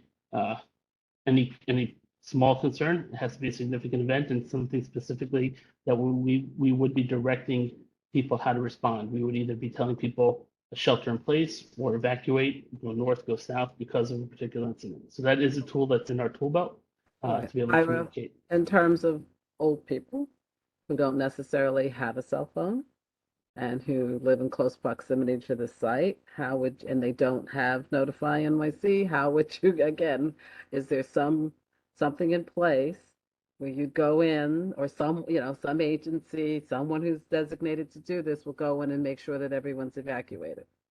We would, in that particular situation, we would work with our first response agencies to follow up and try to get the message out. But again, that's a process that would not necessarily happen in the first 5 minutes of an incident, but it is something that we could push the messages out to. I mean, you're prepared just in case. And again, we're hoping that none of this ever comes to pass, but you're prepared just in case there is an issue. Just if there's an issue, the same way the fire department would go door to door during an evacuation of a building to make sure people know that they have to get out. We'd work with our partner agencies to make sure that they have that information. Okay, thanks. Committee, questions? I also think Nobody? the last slide, so I can stop sharing my screen unless we want to go back to a particular slide. Sure, Lauren, go ahead. I have some comments or questions for Lauren and Pat. Lauren, is that okay? You ready? Did you have another slide you said? Oh no, I was saying that was the last slide. Oh, so great. Stop sharing my screen and see faces. Mitch? Unfortunately, I have to drop, but I'm happy to share Thanks for information staying, about Ira. Good to Notify. meet you. A Have pleasure. a good evening. Thanks, Take care. Ira. Thanks. Mitch? Yes, I mean, this might be a moot point. I think we had, graced over it a little while ago, but some of the restaurants, especially the Vietnamese restaurants that I've gone to on Baxter Street, specifically from Canal, and then kind of like through going one long block south up to where the prison is. There's no parking, obviously, on the west side completely, and there's really no parking for that whole series of restaurants on the east side because of the stalls, and that's how it has to be. And I know from speaking to just this past week to one of the owners of or the management at some of those Vietnamese restaurants, their businesses are really hurting. And then in turn, they raise the prices, then which affect us. Is there any? I mean, all the giving them the information of notifying them, that's wonderful, but that doesn't help the problem. It's just So is there any help that they're getting from the city or the powers that be? Because like I know they specifically told me that it's affecting their business like crazy because people just can't go there comfortably, and it's anyway. you get the gist. I do, and thanks for bringing that up, Mitchell. So as I presented in an earlier slide, we did just recently bring a proposal to CB3. This is, again, the parking proposal that we brought was to allocate designated commercial delivery zone parking for delivery vehicles specifically that are coming. But there's no space even for that. Even like I'm talking about from Canal Street and then that one block going south where you have like Pastor Vietnamese restaurant and a few other places. It's not your fault, but it's physically there's no space to even allow that commercial. It's like not that part of Baxter where those restaurants are. There's if they would be a delivery, then the whole block would be backed up because there's only one lane allowing for traffic. Okay, you're talking about north of Baxter. I mean, so the delivery zone that we're designating is within the parking lane on the north side, north end of Baxter Street. So I think that could also be used by restaurants who are in the immediate block adjacent to that. But There also, is no north side. There is no parking lane there. Maybe if I'm coming on Baxter, if I'm coming south, I'm crossing Canal Street, going south like towards the prison. There's zero like space there. You have the wall like put up, for the construction, and then you have the stalls. So there's, I mean, unless I'm missing so something. let me reshare my screen just for a minute so we all Okay. have. Thank you, Lauren. Yeah, no problem. I think we ran into this last time where we were both trying to talk about it without a picture to point to, and it makes it a little tricky. Because I was there a few days ago. So orient everyone for a second. So north is actually to the left side of the screen on this. We had to rotate things. So north is left, and then the east side of Baxter Street is on the top of the screen, and the west side is on the bottom of the screen. This red dashed line that you're seeing here, this is the extent of our construction fencing, and these are in gray are the two buildings that we're bringing down. So this is the construction site, this is Walker Street and Bayard Street. And what we had presented are these restaurants here along Baxter Street were struggling to receive deliveries because the street is obviously getting crowded, partly because of the construction fencing and partly because of the outdoor dining sheds that are already here in place. I do just want to note, and I know it doesn't solve anything, the parking on the west side of Baxter Street that the construction fencing is taking up is not actually, it's not public parking. It is authorized vehicle only. It's for DOC and NYPD. But I do understand that if there was a spot available, perhaps in the past, that There is no spot. Like I'm on my phone, so it's hard for me to kind of look at what you're showing. But if I'm on Canal Street and I'm going south, where there used to be a pharmacy there that closed, there's a restaurant, Pastor Vietnamese restaurant. If anybody's familiar with that block right there, there is zero. Like there's the wall there, so there's no for emergency vehicles or anything. You can't pull over. There's just one lane for traffic. You have the stalls on. If you're going downtown, if you have the stalls on the left side and you have the wall on the right side, and then if you keep on walking, you get to the start of Columbus Park and then the prison on the right. Mm-hmm. Okay. So, I think I if don't you're know what you. Canal Street, you're talking about a block that's actually off this screen. It's further north, and it's no longer the block that's immediately adjacent to our site. What I will say is, so again, I think if this is a continued concern about parking concerns, I would suggest email our CCL. It's not parking. Okay. There's no. I also just want to say there's no parking space. It's not like you can make space. I also CCL to email. Yes, I just want to note. We understand the construction has a big impact, and it is difficult for small businesses in many ways, not just because of parking conditions.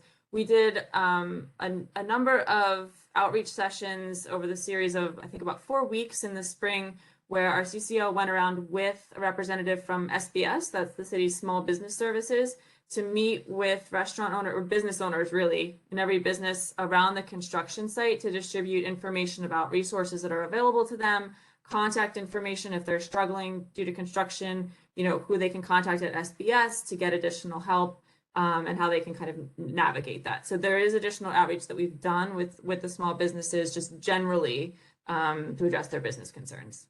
Okay, so and I'm not speaking for myself because I'm not driving. I'm just walking. But this is what was brought to my attention. We need to move on. Thank you. It's been addressed. If it's still an issue, after you visit the restaurant, if there's still an issue, would you have them reach out to Lucian? Sure. Okay, thanks. Okay, we're gonna have to move on. Lauren, thank you. I appreciate it. We will see you, I guess, in 2 months. Pat, is there no way I could ask one quick question of Lauren? Oh, go, Tammy. May I ask a Sorry. question as well? I apologize, Lauren. Chair's prerogative. Go right ahead. Go ahead, Tammy. I know that the NAC was reconstituted, but there was conversations about how often the NAC could meet and request by the community board that it could meet more often. I know we're in conjunction with the community board meeting, but I'll give you an example for a project of this size, which absolutely dwarfs 250 water, right? Makes that look insignificant. We do meet monthly on 250 water and have updates at the community board. So the Environmental Protection Committee gets updates from the remediation and whatever they're digging and finding. And there's a little bit more of a spread of information. This is very construction oriented, but there isn't enough time to do a deeper dive in what is being found environmentally or addressed environmentally. And I wondered whether we also asked, and I rely on my council member Marte, where we're going to work together to put people on the NAC.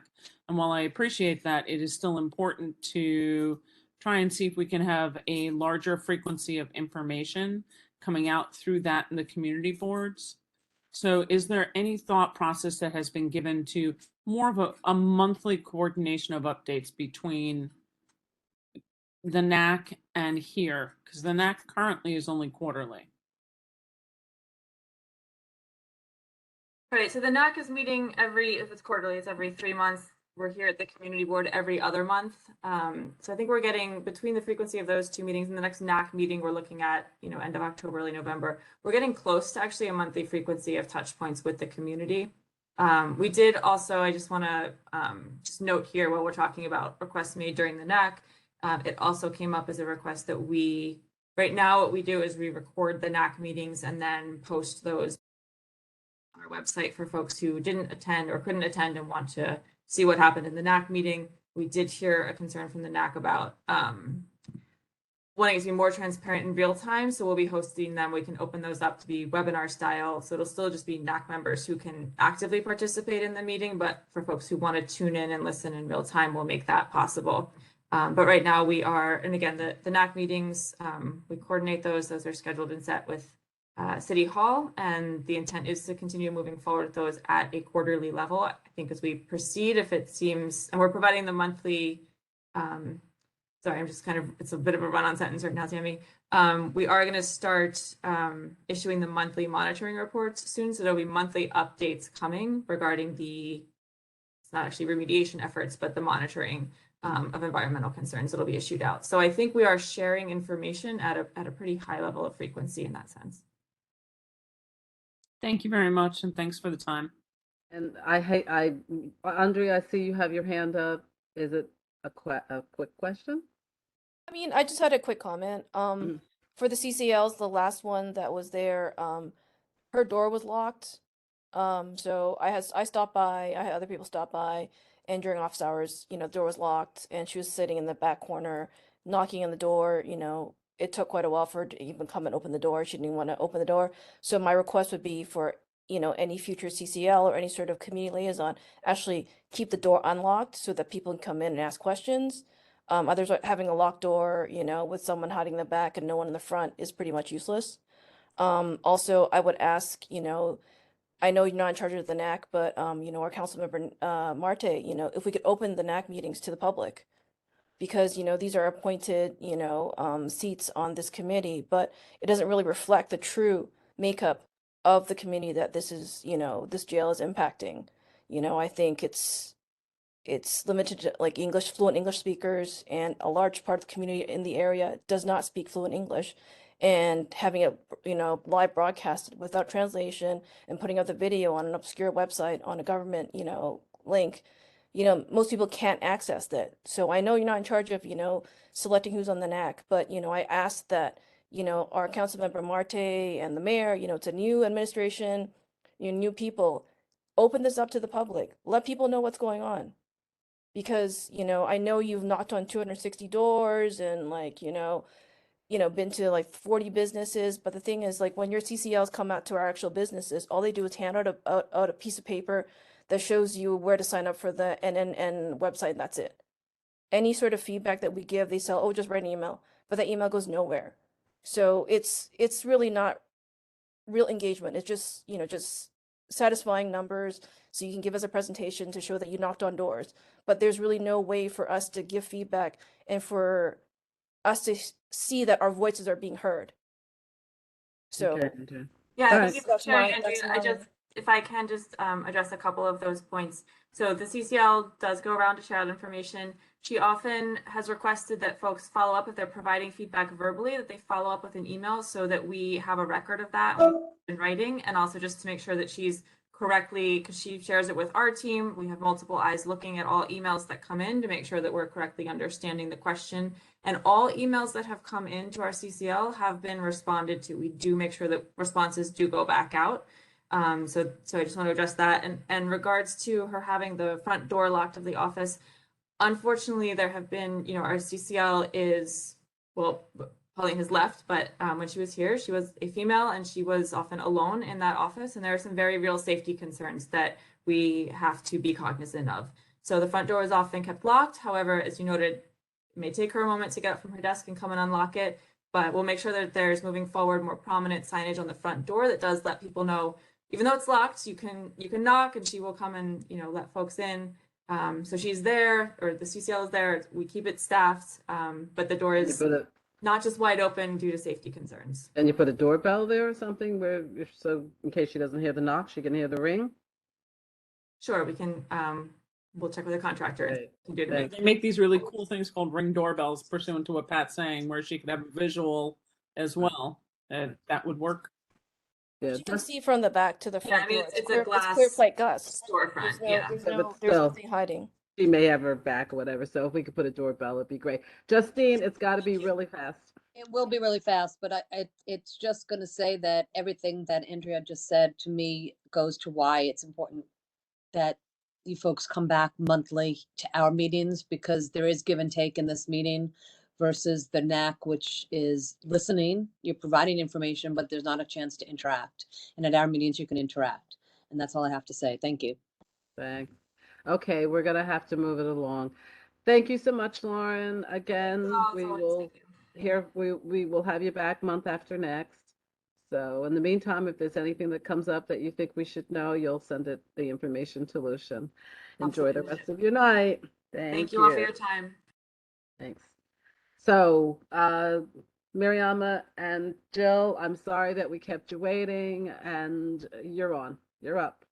Great. Lucian, in participants, Carol Lamberg and Gerard Delane, if you could please move them into participants.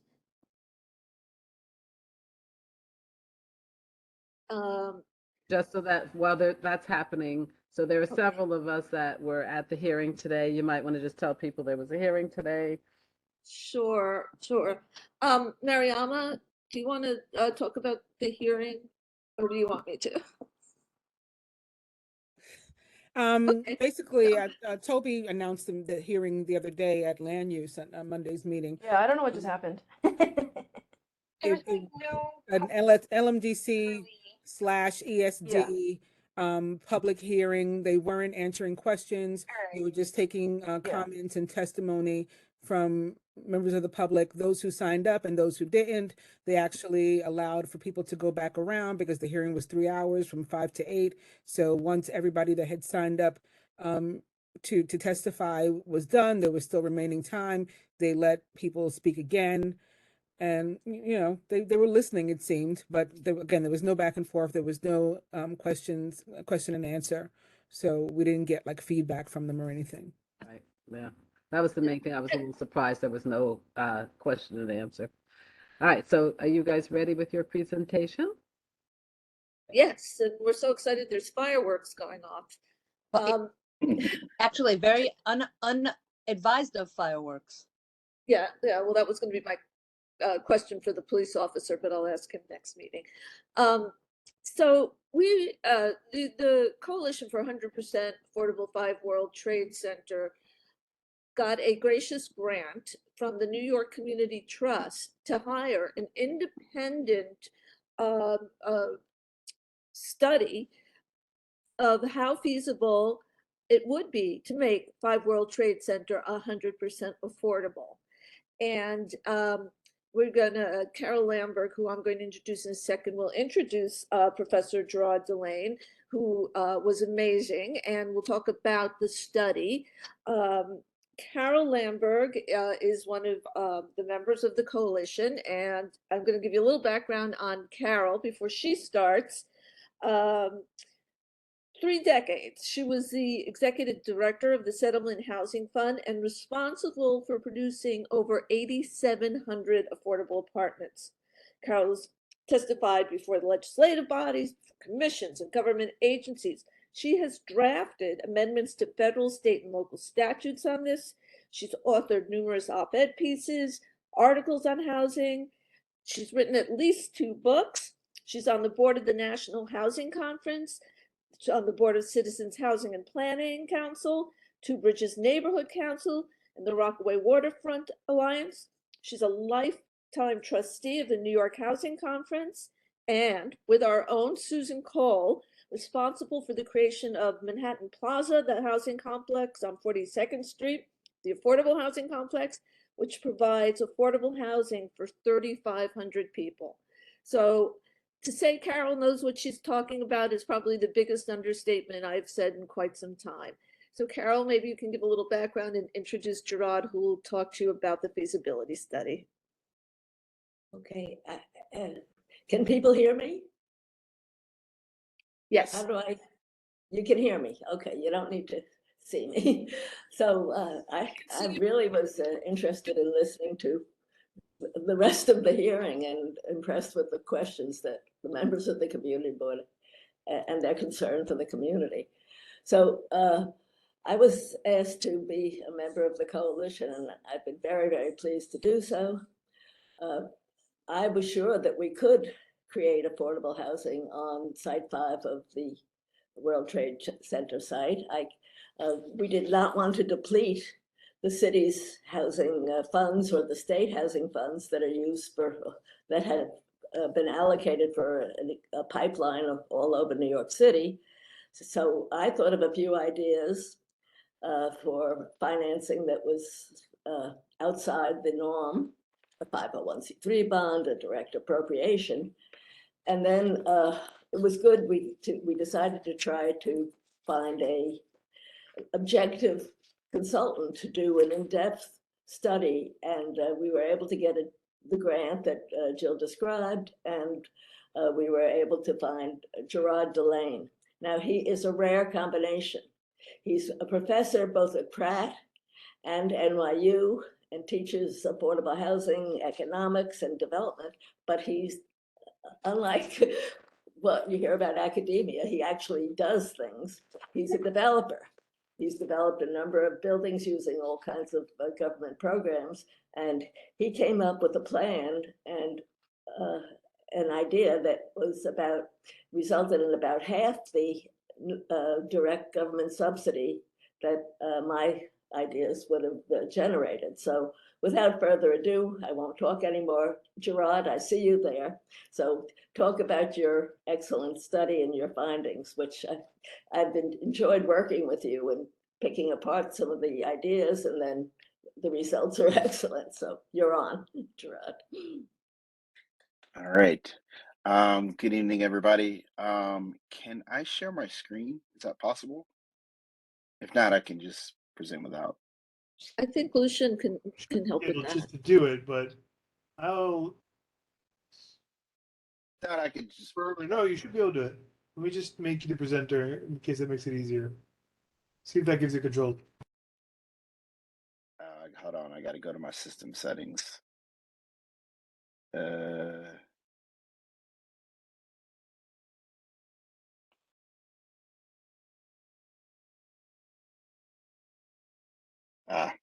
Nope, it's going to make me close the app and start over. Do you want to email me the presentation? I'll put it on for you. Yeah, I can do that. All right, I'll send you my email. Hold on. If you can drop it in the. Is there a chat there? email it to you right now. And in the meantime, we can give a little update on what's the status at 5 World Trade Center.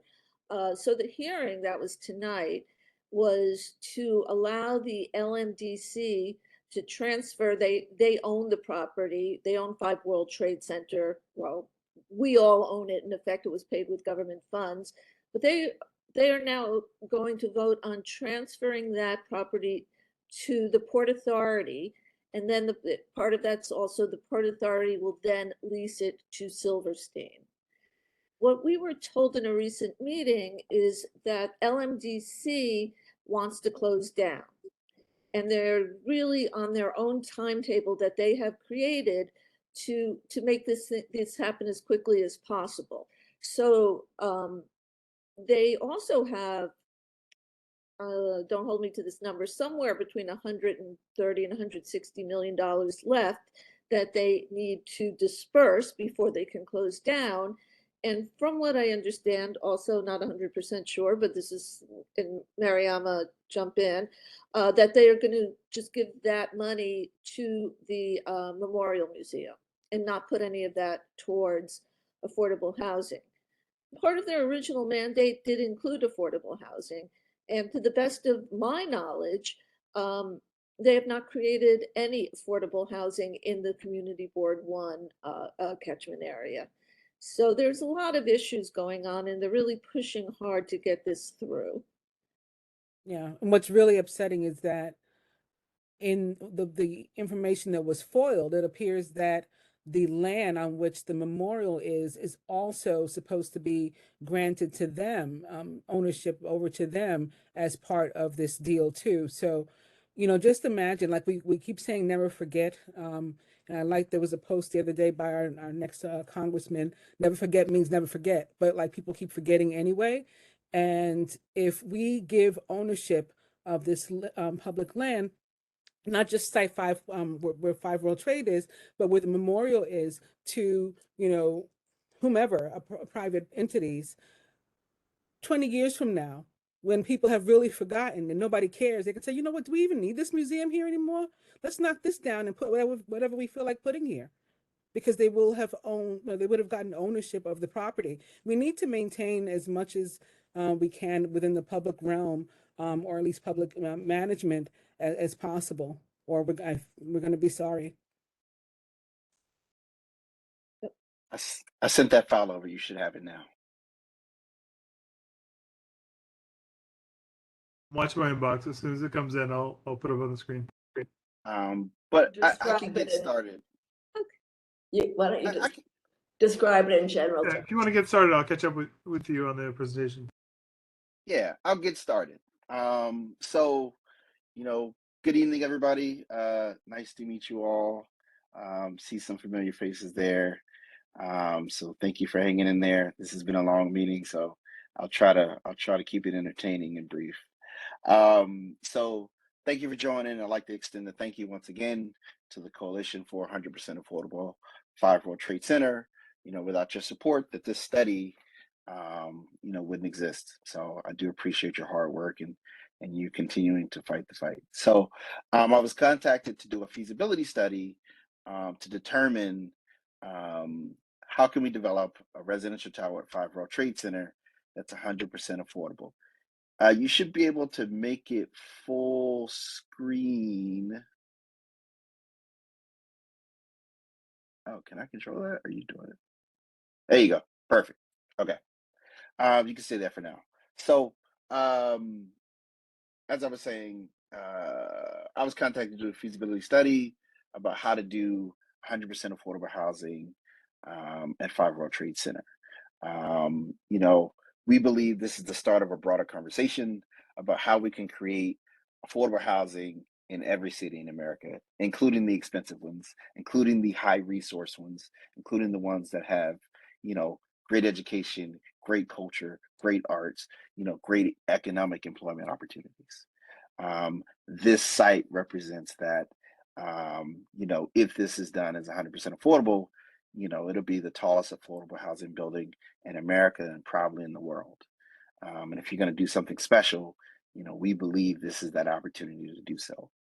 We believe that, government employees, cops, firemen, teachers, who work in the city, they deserve to live here and have a decent and affordable home as well. We also believe that this project should also have a preference for 9/11 survivors and first responders. 100% affordable housing on site is feasible given the following parameters, which are typically accepted in delivering affordable housing. Typically, they have reduced land, reduced property taxes, and subsidies. And in New York, we need all three, right? So subsidies can come in a bunch of different forms, including capital for construction. Subsidies can also come in long-term rental subsidies, such as Section 8, which typically comes from the Department of Urban Housing and Urban Development, HUD. In this report, we have two options that we're proposing. If you could skip to the next page. Skip to the next page. So a little bit of my executive summary here. You kind of heard me talking about, doing something special, using government programs. It is possible. Affordable housing doesn't happen by itself. It is a public-private project where private capital assists the public in achieving its goals. And as Carol mentioned, I not only teach this, but I also work in the affordable housing space, and we use a number of these tools to accomplish our goals. So this report, will hopefully be a tool that others can use to develop and create more affordable housing. Go to the next slide, please. So our report is proposing two solutions. So solution number one, which essentially maintains the same zoning, so the same building height and size. In that example, to be a 90-story building, which is what the original team has, using the same zoning information. In that example, they'll have about 1,600 units of housing. Option two, slightly reduced building, 60 stories instead of 90. So less residential space, slightly lower construction costs because it's slightly smaller, and with 800 apartments in that example. So roughly half of the units in the second example. But basically, we wanted to look at the economics of both. If we built a really, really tall building that was 100% affordable housing, or if we build a slightly bigger tower, a slightly smaller tower, and how would the financing look in both scenarios? We met with a collection of development and affordable housing experts and practitioners along the way, including architects, builders, financiers, many who gave us some input along the way.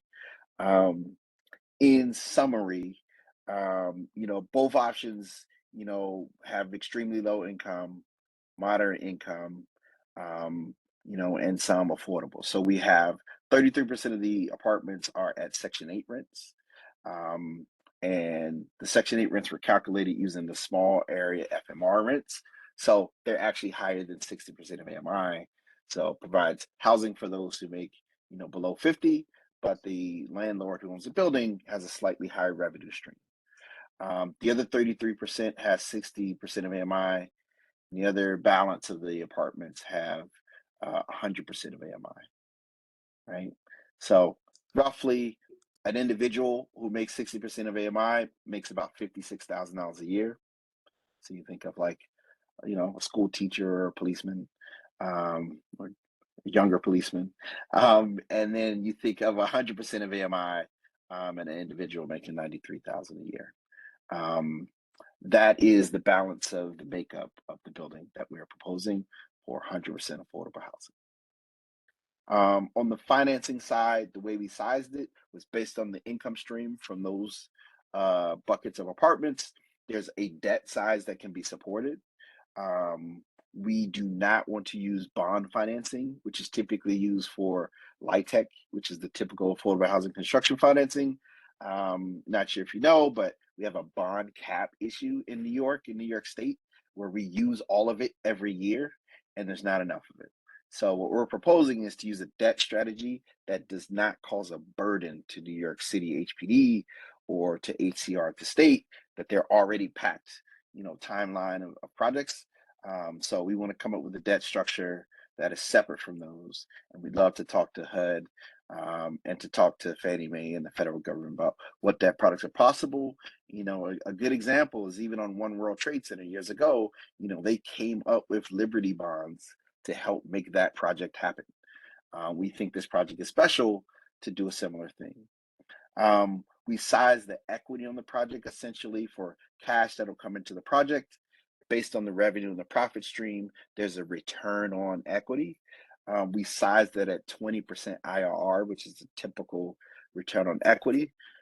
The difference is the subsidy that we're asking for the government. So we size the debt, we size the equity, and what's left over, we need the government's assistance with subsidy. And pretty much every affordable housing new construction building, has some level of subsidy in the building. We believe this project deserves equal treatment. Go to the next page, please. The other thing that many affordable housing buildings have is reduced land costs. So what we also are proposing on this project is a reduced land cost, that we're not paying, a dramatic amount of money, which, if you look at a HPD RFP or a state RFP, typically the land is at a lower or reduced cost, in order to, get the output, which is affordable housing. That's what we're proposing on this, as well as a property tax abatement. There's no longer 421A, but we think a product like an Article 11 could be a tax abatement that would help subsidize this project to be feasible, to be done. Design, for underwriting purposes, we just presumed that the original zoning analysis was correct, and we left it as such. We did get a second opinion from a second architect who came up with roughly the same numbers and, in a quick analysis.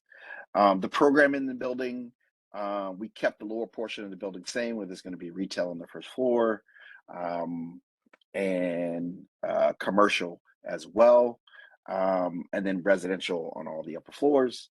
And then we're also going to provide about 20,000 square feet of community facility space for the community to utilize on site.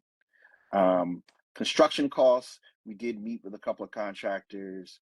Obviously, doing a super tall tower, it's going to be union labor. It will be an expensive venture. We got a couple of quotes from some contractors who do high rises, and that helped us in doing the underwriting for the project. Next page, please. In closing, we're really excited, to do this report and to provide an example of how we can create affordable housing in high cost, high resource neighborhoods. We believe 5 World Trade Center will be an amazing example on how to do a special affordable housing building. And if we're going to do a special affordable housing building anywhere in the world, why shouldn't Manhattan be there? Why shouldn't this location be that example? So really excited about it. We're really excited about this being the start of a conversation. We're having a number of conversations.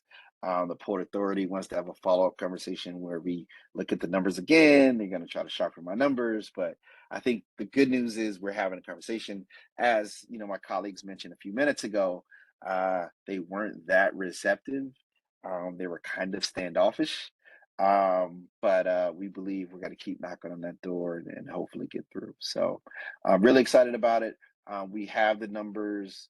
We're trying to, advance the conversation with them where we can, hopefully get to the other side. If you click on the next page, please. In the appendix or in the exhibits here, we have kind of a summary of Exhibit 1 and Exhibit 2. Long story short, you'll see the first mortgage there. You see sponsor equity there, and then in between there, you'll see the subsidy that we need to do these projects. Again, if you look at any LIHTC project, we all have subsidy in there, right? We need HPD to give us ELA or the supportive housing program, federal home loan bank programs, HCR, they have programs. All these projects need subsidy to come to reality. This is just a large example, but it's not atypical. We need the government support to assist us in creating more affordable housing, building 100% affordable housing in this location. Next slide, please.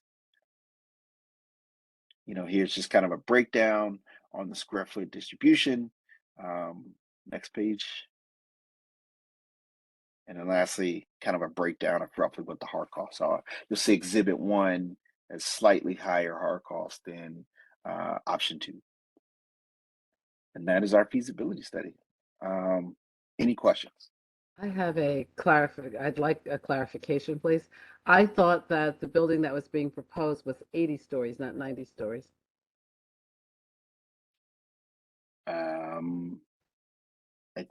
think it was 900 square feet, 900 feet tall, which depending on your floor to floor height, yeah, it could be 80 stories and still be 900 feet Living tall. 100 feet away from it, 10 stories makes a big difference to me. I want to make sure it takes less time to build. But anyway, I thought it was 80 stories. Anybody have questions? Rod just came from teaching in Pratt and was able to be here just in time. So Thank you.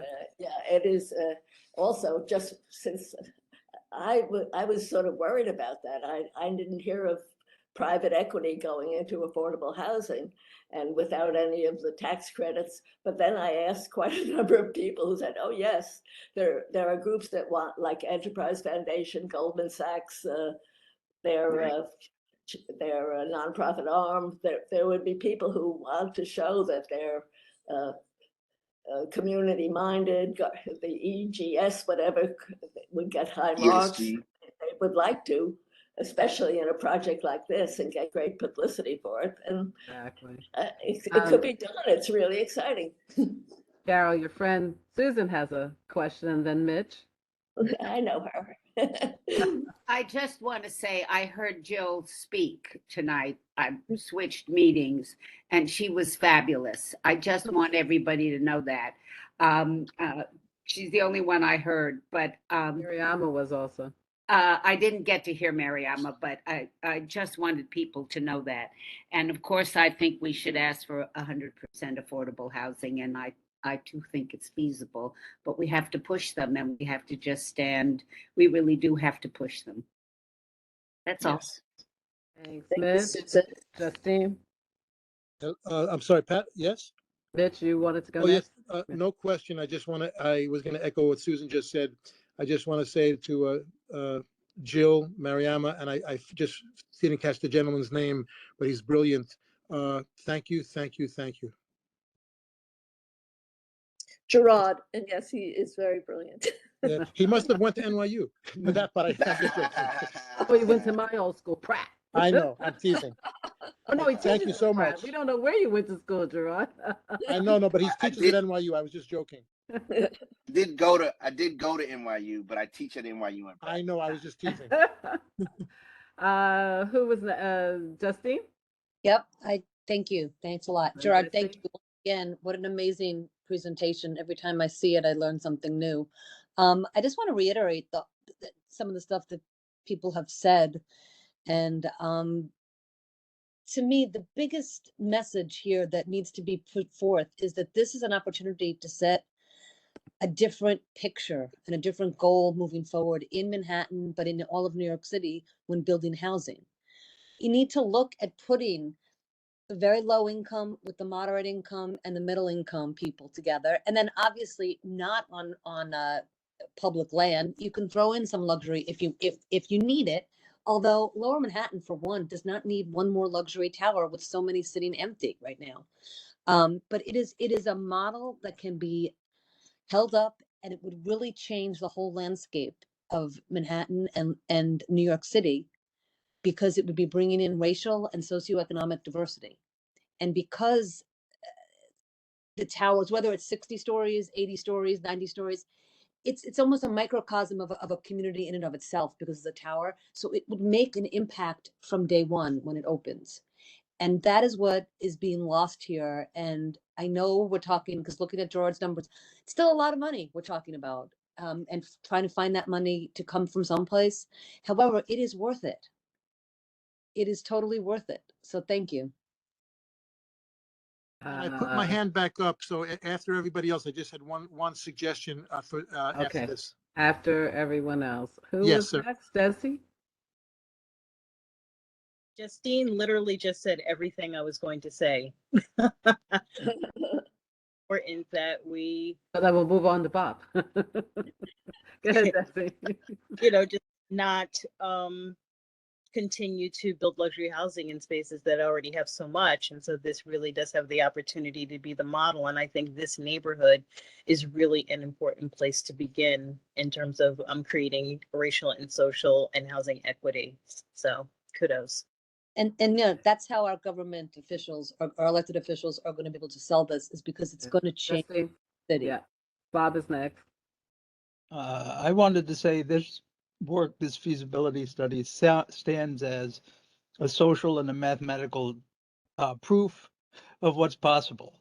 So that means that if we take the right path, we can actually get there. The important point that I wanted to refer back to and underline is we can't give up the ownership of the space for the public. We can't let that slip out of our control because it's even sacred. So it's a really important thing here, but it's a really important thing everywhere. And the public has been treated time after time. And we all have to stay awake to make sure this isn't one of them. If you have spoken and you don't want to speak again, would you please put your hand down so I can see who wants to talk? So I think Mariama, you wanted to say something. Yeah, I'm going to reiterate what Bob just said. Again, there's a couple of parcels of public land here that are at stake.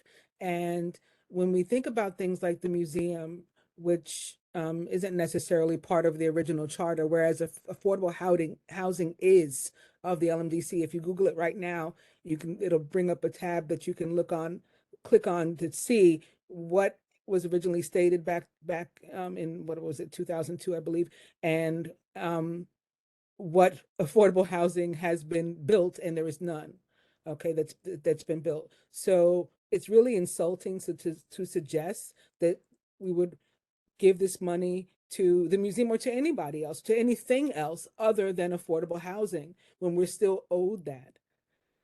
And in addition to that, we're talking about a museum that's not a federal museum. It's not a national, it's not a government museum, a public museum at all. This is another private entity, although it is, run by a nonprofit. It's a private nonprofit that charges us $50 on a Monday afternoon only to go in and look at our own stuff that we donated so that it could exist, born of our trauma.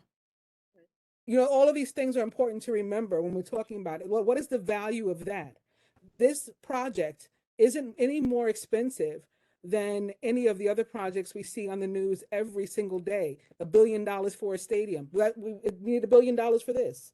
$1 billion taken from public education to go to the NYPD so that they could have a record-breaking budget, of a size they've never had before, of $11.3 billion. But then you look at this and you say, oh, maybe it's too much money. How do you put a value on the number of lives that were lost and continue to be lost, and their families that are trying to continue to live here, that are being forced out of their homes every single day? Like as buildings exit their affordable housing programs, as 421A expires, it was only 20 years long, the 20 years has passed. So now these people who rushed down here to rebuild Lower Manhattan have nowhere to go. We're supposed to be trying to solve the housing crisis with this taxpayer money and taxpayer land. Building luxury housing does nothing for the working class, for the housing crisis, for anyone who's housing insecure, and it certainly does nothing for the homeless. So any kind of this talk where people say, oh, we're trying to respond to the crisis, that's why we're building. If you're not building what's needed, then you're not healthy. Right? This is simple economics 101, right? Supply and demand. You're supplying something that's not in demand when you're building affordable housing. Right. Luxury housing, market luxury rate housing, housing. right. Yeah. The demand is the need is for affordable housing. So if that's not what we're going to build, we're just wasting money and time. Right. Our state senator, Brian Kavanaugh, has pointed out that our area, Lower Manhattan, has lost more affordable housing than any other area in the state. I'm not surprised. That's amazing. Lucian, do you have your hand up? It disappeared. Okay, so Mitch, let me just see if there's anyone who hasn't spoken yet, who wants Of to say course. something. It doesn't look like it, so go ahead, Mitch. Mariana kind of just touched on something I was going to mention to Gerard and Jill. You know, all of the affordable housing programs that have been in existence now, most 20, 25, 30 years, and time flies. Now you're 60, 70, 80 years old, and the program's ended, and you're petrified or you're kicked out. So I was wondering, I'm sorry, I was wondering if this does miraculously go through in the game plan and the template that you guys are using, Gerard, Senior if housing. there could be some type of, you know, where it's not a 25-year plan, it's not a 30-year plan, that's just how it is. Or if it is something like that, then if you're like, if you're a senior citizen and you've been living there for 20, 30 years, you're at least grandfathered in, so you don't have to have the fear of being kicked out when you're 75, 80. And that would be something that I We're would. talking permanently affordable, Mitch. Affordable. The whole building. So that's already done, that's already in the plan? Yes, Yes. that's a really good question, and thank you for asking it. We're talking you. permanently 100% affordable, permanent Yes. affordability. As Well, opposed to then just the never mind. Thank you. 25%. Yes. It's 9:39, and I promised we'd get out of here by 9:30. So does anyone have anything, anybody else on the committee have something that they urgently need to say? Happy birthday, Pat. And happy birthday. That's about Oh it. my God, I forgot. It's your Wait, birthday? Thank you. See, I love you all so much that I spent my birthday with you. Yes. You know? Happy birthday. Happy birthday. Thank you, Gerard, Happy birthday. Jill, Carol, Mariama. Thank you for doing this. And Keep up thank the you good to Gerard. fight. Oh, Professor Bob, I'm Gerard glad to see Delane. you're here tonight. Yeah. All right, so everyone, thank you and enjoy what's left of your evening. I'm going to go have a cupcake. All I'm right. treating myself to If a anyone cupcake wants on my the birthday. if anyone wants the report that Gerard presented, please email me and I'll be happy to send you a copy. That would be great. Thank Thank you, Lucian. Can you just Good night, send it all. to the entire committee? Yeah, I can just go ahead and Yeah, send why it. not? Is it That's easy? That's Yeah. easy peasy. Yeah. Thank you. Good night. Christian, as always, Thank thank you you for all again. the hard work. Yep. Thank you, guys. Hopefully, Thanks, Gerard, everyone. you'll come back another time as we continue in this process.